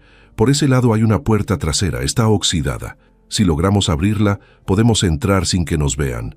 No hagan ruido. Si todo sale mal, nos vamos directo a la reja y sacamos a todos los que podamos». Se movieron rápido. Marco abrió la puerta con una herramienta. Crujió, pero no tanto. Entraron agachados. Por dentro, el lugar era más grande de lo que parecía. Había cajas, cobijas tiradas, colchones sucios, olor a cloro y a medicina vieja. Del otro lado de un muro de tabla, se oían las voces otra vez. Eduardo se adelantó pegándose a la pared, y entonces la escuchó. Una voz bajita, ronca, que decía lo mismo una y otra vez. 1, 2, 3, do, re, mi.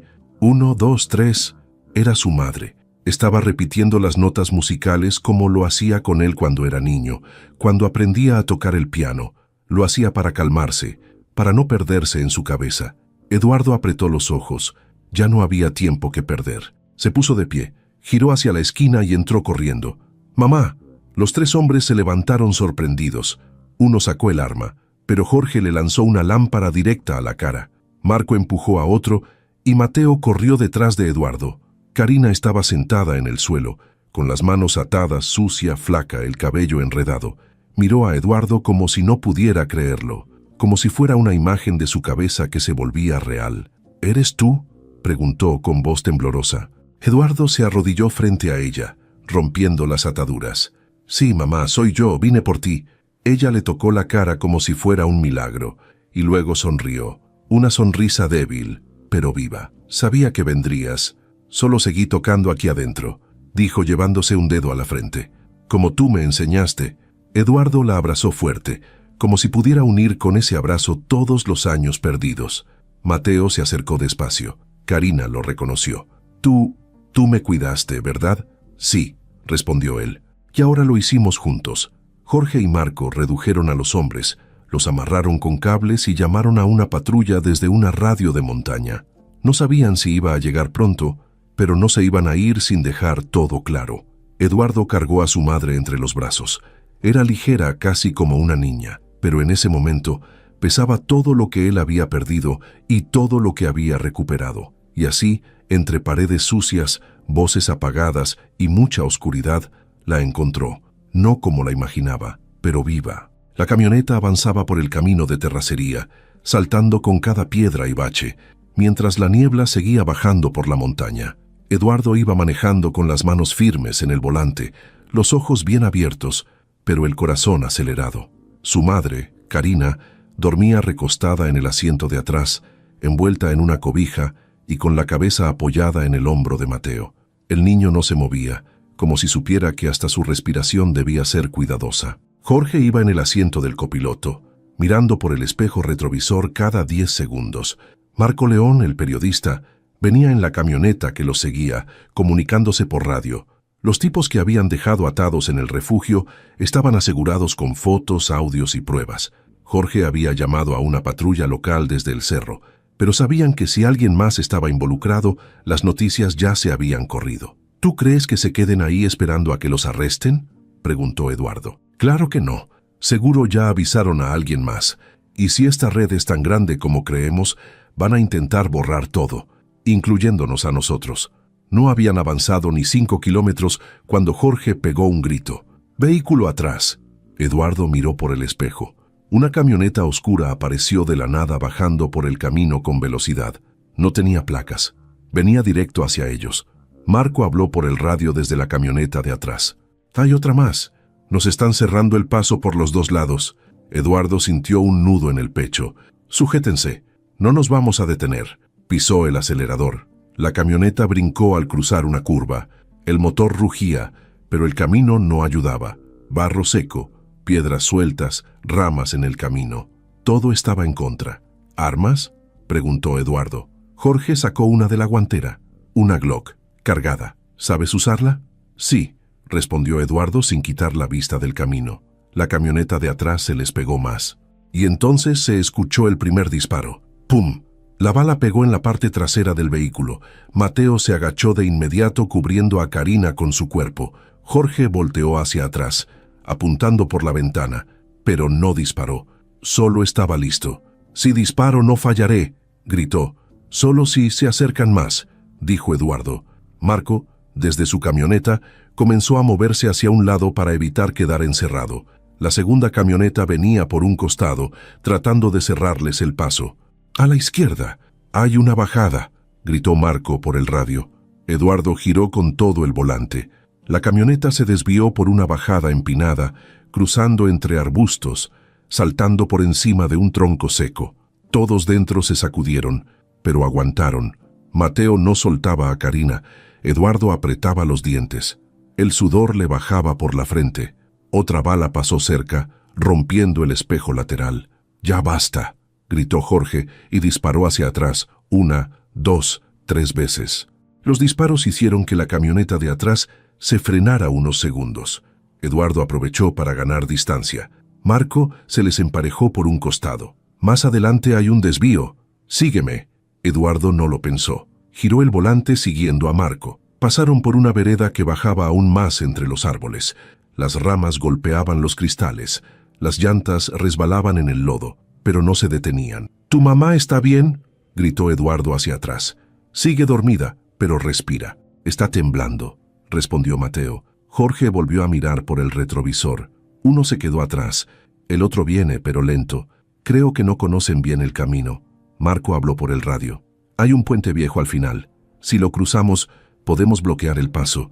Siguieron hasta que vieron el puente, de madera angosto apenas con espacio para un vehículo. Eduardo cruzó primero. Cuando Marco lo hizo detrás de él, Jorge bajó rápido con una barra metálica que traía en la cajuela y la metió entre las tablas del puente. Luego arrojó 2 llantas viejas al agua para hacer peso. Cuando las camionetas perseguidoras llegaron, no se atrevieron a cruzar. Solo se quedaron al otro lado apuntando pero sin disparar. Era muy arriesgado. El puente podía ceder. Eduardo no se detuvo. Aceleró hasta salir a un camino más firme. Marco los alcanzó después. Ya era de noche. No sabían exactamente dónde estaban, pero habían logrado dejar atrás a los que los querían callar. ¿Qué hacemos ahora?, preguntó Jorge. Nos vamos a Puebla, respondió Eduardo sin dudar. A la casa vieja. Es el único lugar donde estará segura. Mateo levantó la mirada. ¿Está lejos? No tanto, pero ahí nadie nos va a buscar. Nadie se atrevería a tocar esa casa.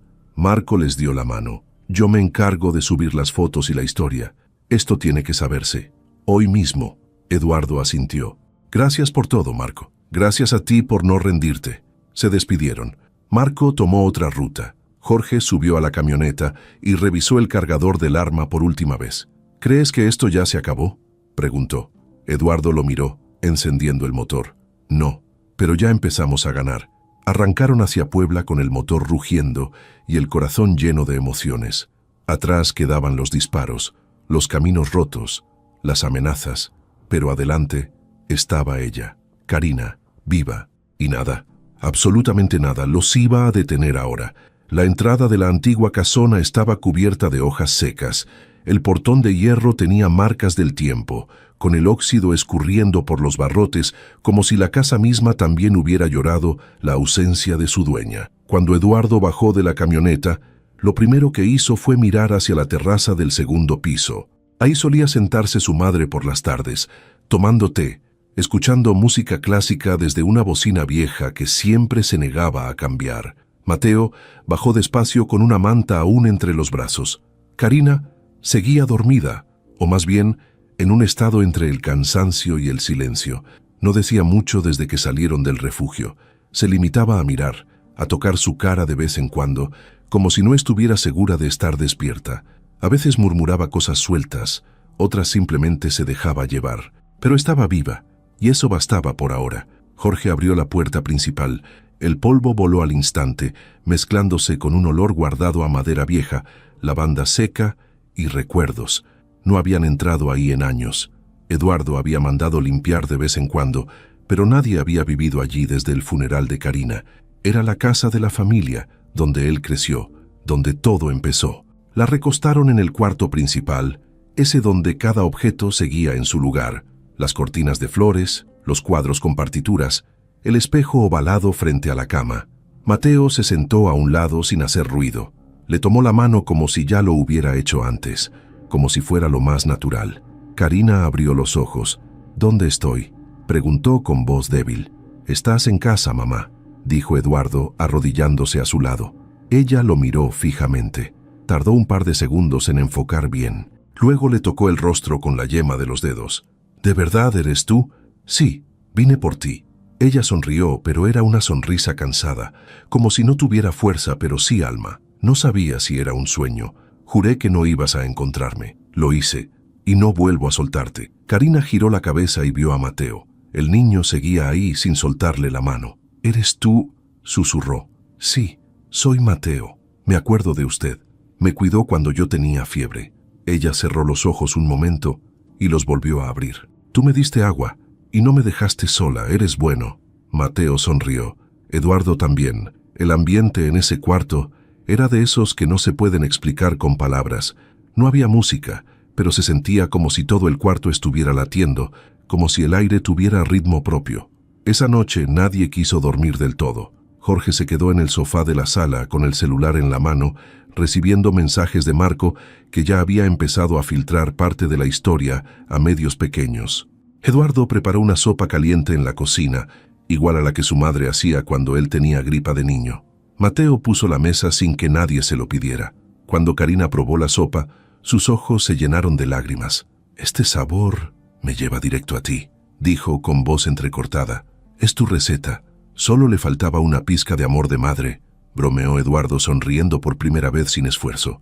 Mateo soltó una carcajada bajita. Karina lo miró. «¿Tú tienes familia, hijo?» El niño negó con la cabeza. «Vivía en el basurero. Luego me fui por mi cuenta. Nunca supe quién era mi mamá». Karina le acarició la cabeza. «Ahora tienes una. Si tú quieres, claro». Mateo asintió despacio. Luego la abrazó, con cuidado pero firme, como si algo que estaba roto dentro de él, de pronto, comenzara a repararse. Eduardo salió un momento al jardín. La luna estaba alta, brillante, como si también quisiera presenciar ese momento. Caminó entre los árboles hasta llegar al viejo piano que habían puesto bajo el techo de lámina hacía más de 10 años. Estaba cubierto con una manta, pero seguía ahí. Quitó la tela y tocó una tecla. Sonó hueca, desafinada, pero viva. «Te lo prometí», murmuró. A la mañana siguiente, Karina despertó con más fuerza. Se sentó en la cama por sí sola, pidió un peine, y aunque sus manos temblaban, quiso peinarse. Eduardo la ayudó. Ella sonreía mientras él pasaba el cepillo por su cabello enredado. «Eres igualito a tu papá cuando se enojaba», dijo de repente. «¿Por qué?» «Frunces las cejas igual, pero él era más gritón. Tú eres más corazón». Mateo trajo una bandeja con pan dulce y un jugo. Ella lo recibió con cariño. «¿Y qué va a pasar ahora?», preguntó. Eduardo se sentó frente a ella. «Ahora vamos a sanar poco a poco, y después vamos a contar la verdad, toda». Karina bajó la mirada. «¿Ellos saben que estoy viva?» «Ya lo saben, y también saben que no te vas a quedar callada». Ella apretó los labios. «Me quitaron mucho, Eduardo. Me quitaron mi tiempo, mis años, mi voz, pero no me quitaron mis recuerdos, y eso vale más que cualquier firma falsa». Él le tomó la mano. «Y vamos a usar esos recuerdos para ponerlos en su lugar». Mateo interrumpió, curioso. «¿Usted sabe tocar piano?» «Claro», respondió ella. «Lo hacía todos los días, hasta que me quitaron las teclas. Pero seguí tocando aquí». Se tocó la frente con un dedo. «¿Me enseña?» Karina sonrió con fuerza por primera vez. «Claro que sí, mi amor». Esa tarde bajaron los tres al jardín. Eduardo limpió el piano lo mejor que pudo. Karina se sentó frente a él, alzó las manos temblorosas y tocó una melodía sencilla. Se equivocó en una nota, pero siguió tocando. Mateo la miraba como si viera un truco de magia. Y ahí, bajo el cielo abierto, en ese jardín olvidado, sonó una canción que solo ellos podían entender. Una canción que no necesitaba letra ni explicación. Era el reencuentro. Y nadie, ni el pasado ni los culpables, podía romper lo que acababan de recuperar. El video apareció en redes sociales un jueves por la mañana. Duraba menos de 2 minutos, pero era suficiente para dejar a medio país con la boca abierta. Marco León lo había editado con cuidado. Comenzaba con una imagen de Karina Beltrán, su rostro delgado pero consciente, diciendo su nombre en voz baja, mientras estaba sentada en una cama vieja. Luego pasaba a mostrar el momento en que Eduardo la abrazaba después de rescatarla, la camioneta huyendo por los caminos de tierra, y por último, imágenes del refugio clandestino y los hombres armados atados con cables. La voz de fondo era de Marco, narrando con firmeza lo que nadie quería creer, que la madre de uno de los empresarios más importantes de México había sido dada por muerta falsamente y mantenida sedada durante años por una red de corrupción y desapariciones disfrazadas de fundaciones. En menos de 1 hora, el video ya tenía miles de compartidas. En 4 horas, las etiquetas Karina Beltrán Viva y Justicia para Karina estaban en tendencia. Para el mediodía, los noticieros nacionales ya hablaban del tema. Televisoras, canales digitales, estaciones de radio, todos querían entrevistar a Eduardo. Él no respondió a ninguno, solo subió una foto. Karina sentada al piano, con Mateo a su lado, sin texto, sin explicación, solo la imagen. Ese mismo día, las autoridades estatales confirmaron que habían detenido a 3 personas en una operación coordinada en el cerro donde fue rescatada Karina. Las imágenes de los sujetos esposados, bajando de camionetas blindadas, fueron transmitidas en vivo. Uno de ellos, Salvador Castañeda, El supuesto líder de la fundación falsa escondía la cara tras una gorra. Su nombre se volvió viral en segundos. Ariana Márquez, por su parte, intentó esconderse. Llamó a varios contactos políticos. Algunos ya no le contestaban. Otros le dijeron que no se metieran. Las redes estaban encima de ella. Las pruebas en su contra, que Eduardo había entregado a través de Jorge a un despacho legal, ya estaban en manos de un fiscal anticorrupción. Había audios, correos, documentos firmados con su nombre y una grabación donde ella misma aceptaba que todo era por herencia. Las cámaras la encontraron al salir de su departamento. Llevaba lentes oscuros y el rostro duro. No dijo ni una palabra. Solo entró a un coche que la esperaba con el motor encendido, pero no llegó lejos. A las 3 cuadras, un convoy de la Policía Federal le cerró el paso. Le leyeron sus derechos ahí mismo. Ella intentó discutir, pero todo estaba transmitido en vivo. Cada palabra, cada gesto, cada intento de escapar. Nadie la defendió. Nadie habló por ella. La doctora Jimena Beltrán fue detenida horas después en un consultorio privado donde daba consultas como si nada hubiera pasado. Cuando los agentes entraron, apenas alcanzó a guardar su celular y levantar las manos. Ya sabía que esto iba a pasar. Lo que no sabía era que todo México lo estaría viendo. La imagen de ella, esposada, saliendo por la puerta del hospital donde alguna vez fue respetada, dio la vuelta a todos los noticieros. En la casa de Puebla, Karina estaba sentada en la sala con una manta sobre las piernas y un té caliente entre las manos. La televisión estaba encendida, pero sin sonido. Solo miraba. No hablaba mucho. No lloraba. Solo observaba todo con una mezcla de calma y tristeza. Mateo estaba sentado en el piso, dibujando en una libreta. Hacía retratos de la casa, del piano, de Karina, de Eduardo. Cuando se cansaba, se subía al sofá y se recostaba al lado de ella. A veces le contaba cosas de su vida en el basurero. Ella solo lo escuchaba, con una mano en su cabello. Eduardo entró a la sala con su celular en la mano. Se lo mostró a su madre. Ya cayeron. Ella lo miró. ¿Todos? Los principales. A los demás los vamos a encontrar. Karina asintió despacio. No quiero venganza, hijo. Quiero que esto no le pase a nadie más. Y así va a ser. Ese mismo día, Eduardo publicó una carta abierta. Era sencilla, sin adornos, directa. Mi madre está viva. Durante años nos hicieron creer que estaba muerta. Fue víctima de una red corrupta que operaba con poder y con complicidad, pero ella resistió. Y gracias a un niño valiente, logramos encontrarla. Esta historia no termina aquí. Vamos a buscar justicia. Por ella, por todos los que fueron silenciados. La carta se volvió viral en minutos.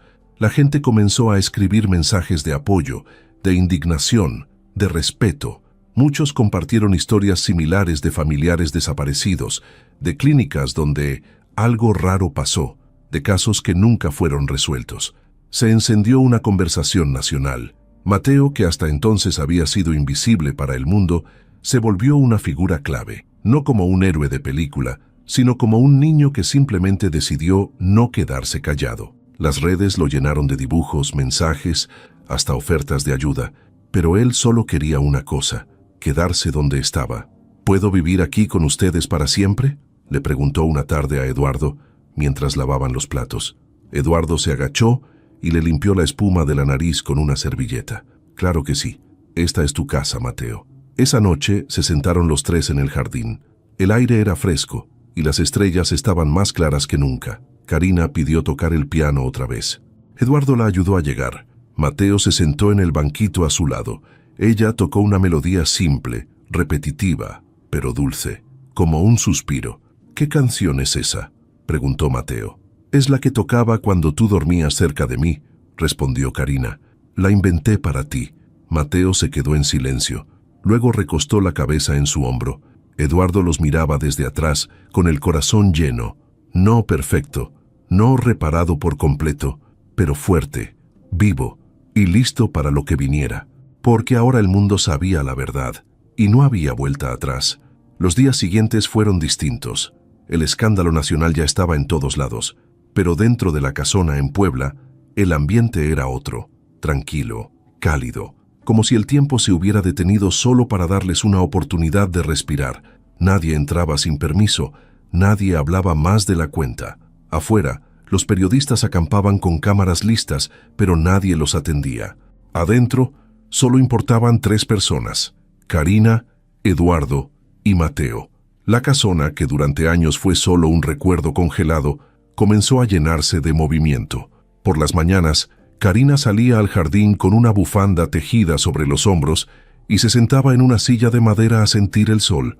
A su lado, Mateo jugaba con una pelota de trapo o le mostraba sus dibujos nuevos. Eduardo, mientras tanto, caminaba por los pasillos, tocando las paredes como si saludara a un viejo amigo.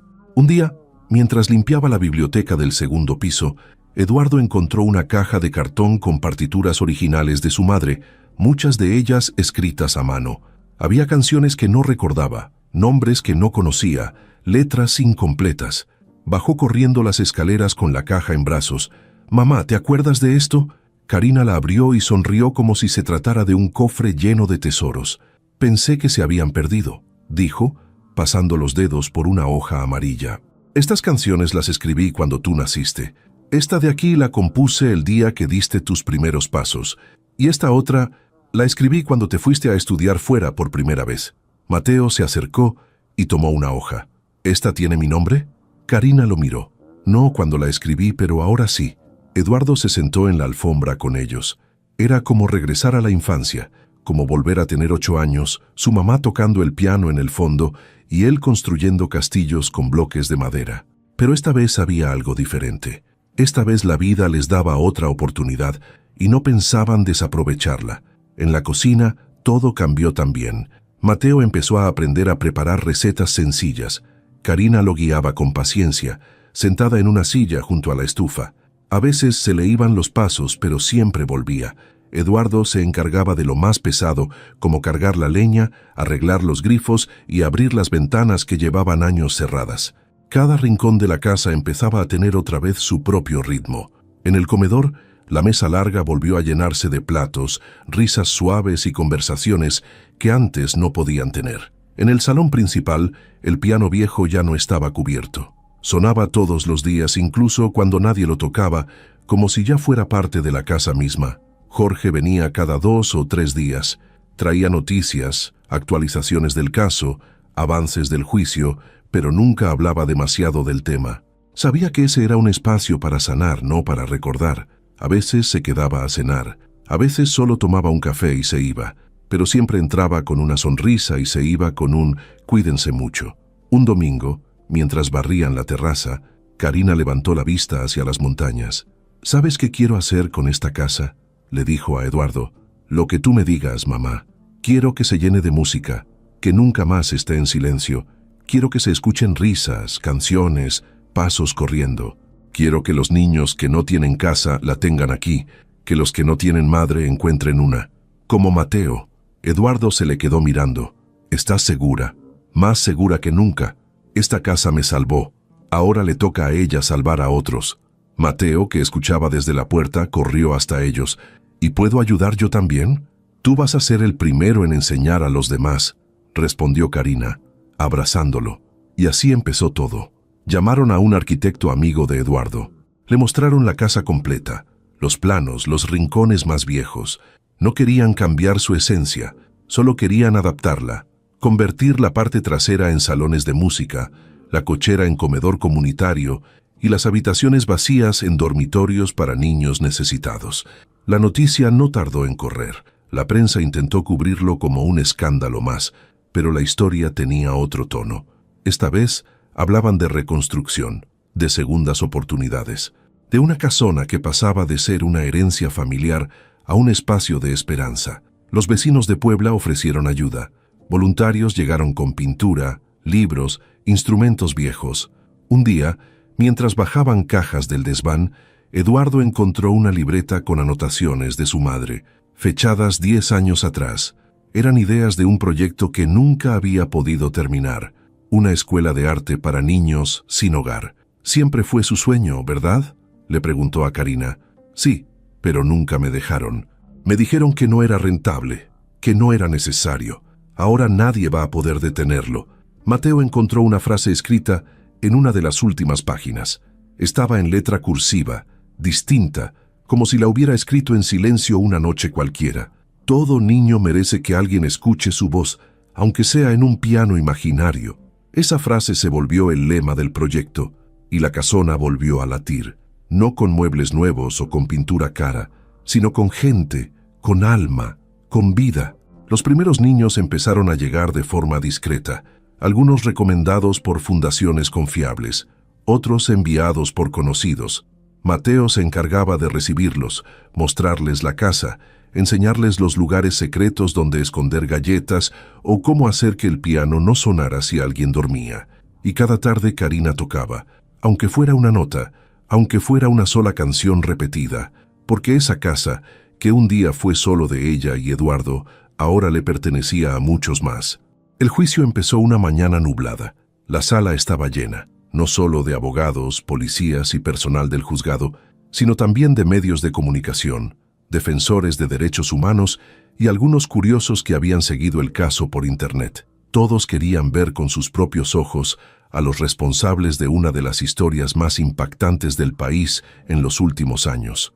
Karina Beltrán, sentada en primera fila junto a Eduardo y Mateo, miraba todo en silencio. Llevaba un vestido gris sencillo, el cabello recogido con cuidado y un rosario nuevo entre los dedos, uno que Mateo le había hecho con piedritas que él mismo recogió del jardín. No era igual al que había perdido, pero lo apretaba con la misma fuerza. Eduardo no se despegaba de ella. Durante días se había preparado para esto, no como empresario, sino como hijo. Sabía que no iba a ser fácil. Verlas ahí, frente a él, sabiendo todo lo que habían hecho, removía algo que no podía explicar. Rabia, tristeza, decepción, todo al mismo tiempo. Cuando las acusadas entraron a la sala, el murmullo fue inevitable. Ariana Márquez apareció con ropa de marca, pero sin joyas. El rostro demacrado, los labios apretados. Ya no era la mujer de portada, era otra. Detrás de ella, la doctora Jimena Beltrán entró esposada, la cabeza agachada con una expresión que mezclaba vergüenza y cansancio. Ambas fueron ubicadas en el área de los acusados. El juez pidió silencio. Dio inicio al juicio con tono firme. Uno a uno se leyeron los cargos: falsificación de documentos, privación ilegal de la libertad, usurpación de identidad, abuso de confianza y asociación delictuosa. La lista era larga, las pruebas incontestables. El abogado de la defensa intentó argumentar que Ariana no tenía conocimiento de lo que hacía la doctora, que su firma pudo haber sido usada sin su permiso, que había sido manipulada. Pero el audio en el que ella admitía que todo lo hizo por herencia fue reproducido en la sala. Nadie dijo nada, ni siquiera ella. Jorge, desde el área legal de Eduardo, presentó las pruebas que habían conseguido: los videos del traslado en la clínica, los correos electrónicos, los documentos médicos falsificados, el USB y los testimonios de los habitantes del basurero. Cada evidencia sumaba, cada una dejaba claro que no había forma de justificar lo que habían hecho. Pero el momento más fuerte vino cuando el juez llamó a Karina a testificar. Eduardo la ayudó a ponerse de pie, la acompañó hasta el estrado. Al llegar, Karina se sentó frente al micrófono. La sala entera se quedó en silencio. Todos querían escucharla. ¿Puede decirnos su nombre completo?, preguntó el juez. Karina Beltrán Moreno, respondió ella, con voz suave, pero firme. ¿Puede relatar lo que vivió? Karina respiró profundo, apretó el rosario en sus manos. Miró al juez, pero también miró a las dos mujeres sentadas frente a ella, no con odio, con algo más fuerte. ¿Verdad? Hace 8 años fui ingresada a una clínica por una crisis respiratoria. Me dijeron que necesitaba reposo. Al principio confié en los médicos, en mi familia, pero después comencé a notar cosas, medicinas que me daban y me dejaban completamente dormida. Empecé a perder la fuerza. No podía hablar bien, no podía moverme, pero escuchaba todo. Se escucharon murmullos en la sala. La doctora Jimena me decía que estaba muy grave, que mejor no intentara hablar, que descansara. Luego comenzaron a traer papeles. Me pedían que firmara cosas, pero yo ya no podía. Un día escuché que dijeron que iban a declarar mi muerte. Yo estaba despierta. No podía moverme, pero estaba despierta. Eduardo bajó la cabeza. Mateo le tomó la mano. Después me sacaron de la clínica. De noche, me metieron a una camioneta. Y ahí empezó todo. Me llevaron a lugares horribles. Dormí en el suelo. Me enfermé. Pensé que iba a morir. Pero un niño, un ángel, Me encontró, me dio agua, me cuidó, y yo le pedí que encontrara a mi hijo. Los ojos de muchos en la sala se llenaron de lágrimas.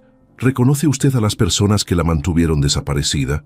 Karina giró la cabeza y miró directo a Ariana y a Jimena. Sí, ellas sabían, las dos.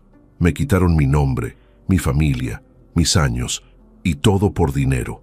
Ariana no dijo nada, miraba al frente, pero sin ver a nadie. La doctora, en cambio, bajó la cabeza y comenzó a llorar en silencio.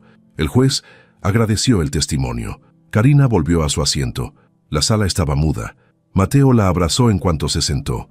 Eduardo la rodeó con un brazo, como si quisiera protegerla de todo lo que quedaba. Más tarde el juez llamó a Jimena al estrado. Ella no se defendió, no discutió, solo habló. Sí, es verdad, yo fui parte. Firmé, autoricé, manipulé documentos. Lo hice porque tenía deudas, porque Ariana me ofreció ayudarme. Ella me pidió que la ayudara a retirar a Karina de su camino. Yo acepté. Pensé que no era tan grave, pero sí lo fue. Ella nunca murió. Yo lo supe siempre. ¿Quiere decir algo más?, preguntó el juez. Jimena miró a Karina. Lo siento, de verdad. Karina solo asintió. No dijo nada. Ariana no habló. Su abogado intentó evitar que subiera al estrado, pero el juez insistió. Cuando lo hizo, su voz era distinta, lejana, rota. Todo esto se salió de control. Yo solo quería que Karina me aceptara. Ella siempre me vio como una intrusa. Quise tener el lugar que pensé que me correspondía. Nunca imaginé que... Se detuvo, se quedó callada y ya no dijo más. El juez no necesitaba más. Ese mismo día, al cierre de la audiencia, se dictó sentencia preventiva para ambas. El juicio continuaría con más testigos, pero la verdad ya estaba sobre la mesa, y la gente ya la había visto. Karina salió de la sala sin decir una palabra.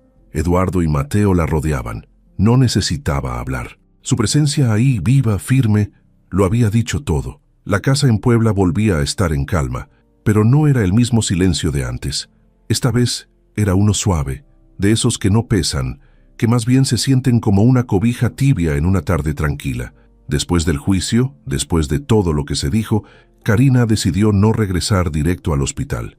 Le hicieron estudios rápidos, le ofrecieron atención médica especializada, pero ella pidió algo distinto. Quiero sanar aquí, en casa, dijo, rodeada de las cosas que me devuelven la memoria. Y así fue. Eduardo contrató a una enfermera de confianza, una señora amable, sencilla, que no hablaba de más. Se llamaba Berenice, y desde el primer día se entendió con Karina como si se conocieran de toda la vida.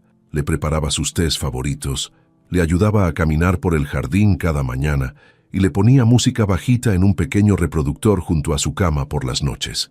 Mateo se encargaba de lo demás. A veces la peinaba, otras le leía cuentos, aunque Karina ya se sabía varios de memoria. Lo hacía para que él practicara y porque le gustaba oír su voz. A veces se quedaban callados, uno junto al otro, sin necesidad de decir nada, pero su conexión se sentía fuerte, sincera. Una tarde, mientras Eduardo regaba las plantas, Karina se le acercó con paso lento pero firme. «Ya decidí algo», dijo sin rodeos. «¿Qué cosa?» «Quiero que adoptes oficialmente a Mateo. No como un favor, no como un agradecimiento. Quiero que sea tu hijo, tu familia, como lo ha sido para mí desde el primer momento». Eduardo se le quedó mirando. No fue una sorpresa. Él ya lo sentía así, pero escuchar a su madre decirlo lo confirmó todo. «Yo también lo quiero, mamá. Desde el primer día que entró a esa gala y gritó la verdad, ese niño nos salvó a los dos. Entonces háganlo bien, que tenga tu apellido. Que tenga lo que nunca tuvo, alguien que no lo deje solo». Esa misma semana Eduardo comenzó los trámites legales. No fue difícil, el sistema ya conocía la historia. El juez que revisó el caso les dio el visto bueno con una sonrisa emocionada. Solo pidió una cosa: cuando todo esté listo, invítenme a escuchar al niño tocar piano. Mateo no lo supo hasta unos días después. Estaban en el comedor, cenando sopa con pan caliente, cuando Eduardo le puso enfrente un papel doblado. «¿Qué es esto?» «Tu nueva acta de nacimiento». Mateo lo abrió. Vio su nombre, vio el apellido Beltrán al final y se quedó en silencio. Luego miró a Eduardo, a Karina, y de pronto se levantó de la silla y lo abrazó tan fuerte como pudo. «¿De verdad soy tu hijo?» «De verdad». Mateo lloró, pero de emoción. Karina se limpió los ojos sin que se dieran cuenta, y esa noche, por primera vez, Mateo durmió en el cuarto que había sido de Eduardo cuando era niño, ya no como invitado, sino como parte de la familia. A partir de ahí, todo fue sanando poco a poco. No de golpe, no como en las películas donde todo queda perfecto al final. Había días buenos, días cansados, días donde Karina se quedaba callada todo el día, pero también había mañanas con música, tardes con risas y noches con juegos de cartas en la sala. Eduardo regresó al trabajo, pero de forma distinta. Ya no era solo empresario, ahora se convirtió en un activista, en alguien que hablaba abiertamente sobre desapariciones, corrupción médica y la importancia de no callarse. Fundó una organización con el nombre de su madre, Fundación Karina. Su meta era clara: apoyar a víctimas de negligencia médica, buscar a personas dadas por muertas de forma sospechosa y ayudar a niños sin hogar. Mateo empezó clases particulares de música, con una maestra que Karina eligió personalmente. Aprendía rápido, tocaba con emoción, a veces se equivocaba, pero se reía, volvía a empezar y seguía. Le gustaba escribir sus propias melodías. Las llamaba canciones para cuando uno se siente triste, pero quiere seguir. Una mañana, mientras barría la terraza, Karina se detuvo y miró hacia la calle. Llegaban 2 camiones pequeños con instrumentos, pupitres y cajas de colores. Era el primer lote para la escuela que estaban armando en la parte trasera de la casa. «Así que esto sí es real», dijo. «Sí», respondió Eduardo. «En 2 semanas abrimos». «¿Y ya tienes nombre?» Eduardo sonrió. Mateo lo eligió. «Se va a llamar Escuela de Música Do Re Mi». Karina rió. Esa risa suya que mezclaba ternura con sorpresa. «Perfecto, sencillo, sin complicaciones, como deben ser las cosas». La primera clase de la escuela fue una escena que nadie olvidó. Llegaron 8 niños ese día, algunos tímidos, otros inquietos, todos con algo en común, una historia dura detrás. Mateo fue el encargado de darles la bienvenida.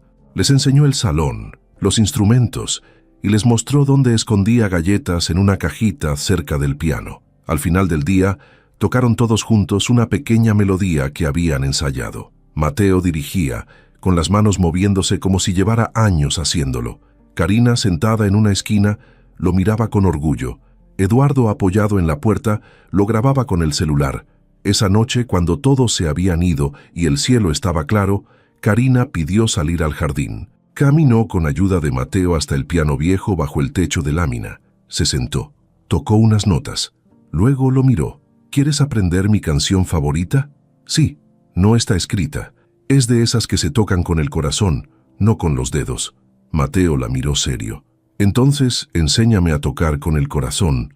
Y así, entre notas suaves y miradas que ya no necesitaban explicaciones, las heridas comenzaron a cerrar, no como si nunca hubieran existido, sino como esas cicatrices que se llevan con orgullo porque demuestran que uno sobrevivió. Y ahí, en esa casona que ya no era solo una casa, todo volvió a tener sentido. La mañana del aniversario se sentía especial desde temprano. El sol entraba directo por las ventanas abiertas. El aire olía a pan recién horneado, y en el jardín se escuchaban risas de niños que corrían entre los árboles. La casona ya no era un lugar de sombras. Era un hogar, una escuela, una segunda oportunidad para muchos. Y sobre todo, un reflejo del amor que lo había hecho posible. Ese día se cumplía exactamente 1 año desde que Karina Beltrán había sido rescatada. 1 año desde que todo cambió. Los preparativos comenzaron desde temprano. Mateo se encargaba de decorar el salón principal con globos de colores, carteles hechos a mano por los niños y fotos que habían ido pegando durante todo el año. La primera clase de música, la llegada de los primeros alumnos, la adopción oficial, los recitales en el jardín, la inauguración de la escuela. Eduardo supervisaba la cocina con delantal puesto, sirviendo aguas frescas y partiendo pan con queso para los invitados que empezaban a llegar. Aunque ya había vuelto a dirigir su empresa, esa mañana era simplemente un papá y un anfitrión orgulloso. Karina estaba en su sillón favorito, junto a la ventana, mirando todo con una sonrisa serena. Vestía una blusa blanca bordada a mano por una de las niñas de la escuela y llevaba el nuevo rosario entrelazado en la muñeca. La música suave del piano sonaba desde el fondo. Mateo practicaba una última vez antes de la presentación. Cuando el reloj marcó las 12, Todos se reunieron en el salón principal. Había vecinos, familiares, voluntarios, maestros, niños de distintas edades y algunos periodistas que pedían permiso para grabar solo si no molestaban. Nadie quería convertir el momento en espectáculo. Todos sabían que estaban frente a algo real. Eduardo tomó el micrófono con una expresión tranquila. No parecía un empresario millonario, ni el hombre que había dado discursos en grandes foros. Parecía un hijo agradecido, un padre comprometido. Hoy no celebramos una tragedia superada, dijo. Hoy celebramos una vida rescatada, una verdad que salió a la luz, y un nuevo camino que apenas comienza. La gente aplaudió. Karina lo miraba desde su asiento, con lágrimas en los ojos, no de tristeza, sino de orgullo, de alivio. Esta casona fue construida por mis abuelos, la cuidó mi madre, y por un tiempo quedó en silencio. Pero gracias a muchas personas, y aquí miró directo a Mateo, volvió a respirar, volvió a cantar, y hoy, oficialmente, anunciamos la creación de la Fundación Escuela Do Re Mi, un espacio para niños sin familia, sin hogar o en situación difícil. Aquí van a encontrar música, educación, pero sobre todo cariño.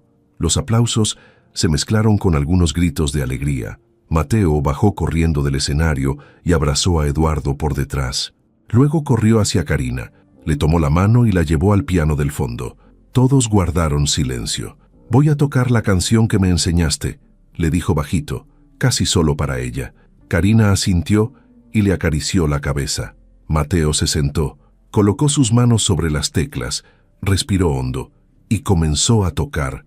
No era una canción famosa, no era perfecta, pero tenía algo especial, algo que llenaba el lugar entero de emoción. Cada nota hablaba, cada pausa decía lo que él aún no sabía cómo explicar con palabras. Hablaba de abandono, de esperanza, de lucha, de amor. Era la canción de su historia. Cuando terminó, el silencio fue largo. Nadie quería romper el momento. Luego, una niña aplaudió, luego otro niño, y luego todos de pie. Karina también aplaudía, aunque sus manos temblaban un poco. «Esa canción es tuya, ¿verdad?», le preguntó Eduardo. «Sí», respondió Mateo. «Se llama La Casa que Canta». Más tarde, al caer la tarde, los niños corrían por el patio con globos en las manos. Algunos dibujaban en el suelo con gises de colores. Otros practicaban flauta en la sombra. Karina caminaba lento con su bastón, acompañada de Berenice, saludando a cada niño como si los conociera de toda la vida. En cierto modo así era. Eduardo se sentó en el columpio viejo que aún colgaba del árbol de mango, el mismo donde de niño pasaba horas. Mateo se le subió al regazo sin avisar. «¿Tú crees que un día yo pueda enseñar a tocar como tú y la abuela?» «Claro que sí, ya lo haces. Y cuando no estés tocando, vas a estar guiando a otros, porque tú eres parte de este lugar, de este legado». Mateo sonrió. «¿Y tú? ¿Vas a estar aquí siempre?» Eduardo lo miró a los ojos. «Siempre». Al caer la noche, colocaron velas en el jardín. Los niños se sentaron en círculo. Karina pidió tocar una última melodía antes de dormir. Se acercó al piano con ayuda de su hijo. Tocó lento, sin prisa, una melodía antigua. Era la primera canción que le había enseñado a Eduardo de niño, y ahora la tocaba una vez más, para que quedara grabada en esa casa, en esas paredes, en esos corazones. Cuando terminó, dijo algo que nadie olvidó.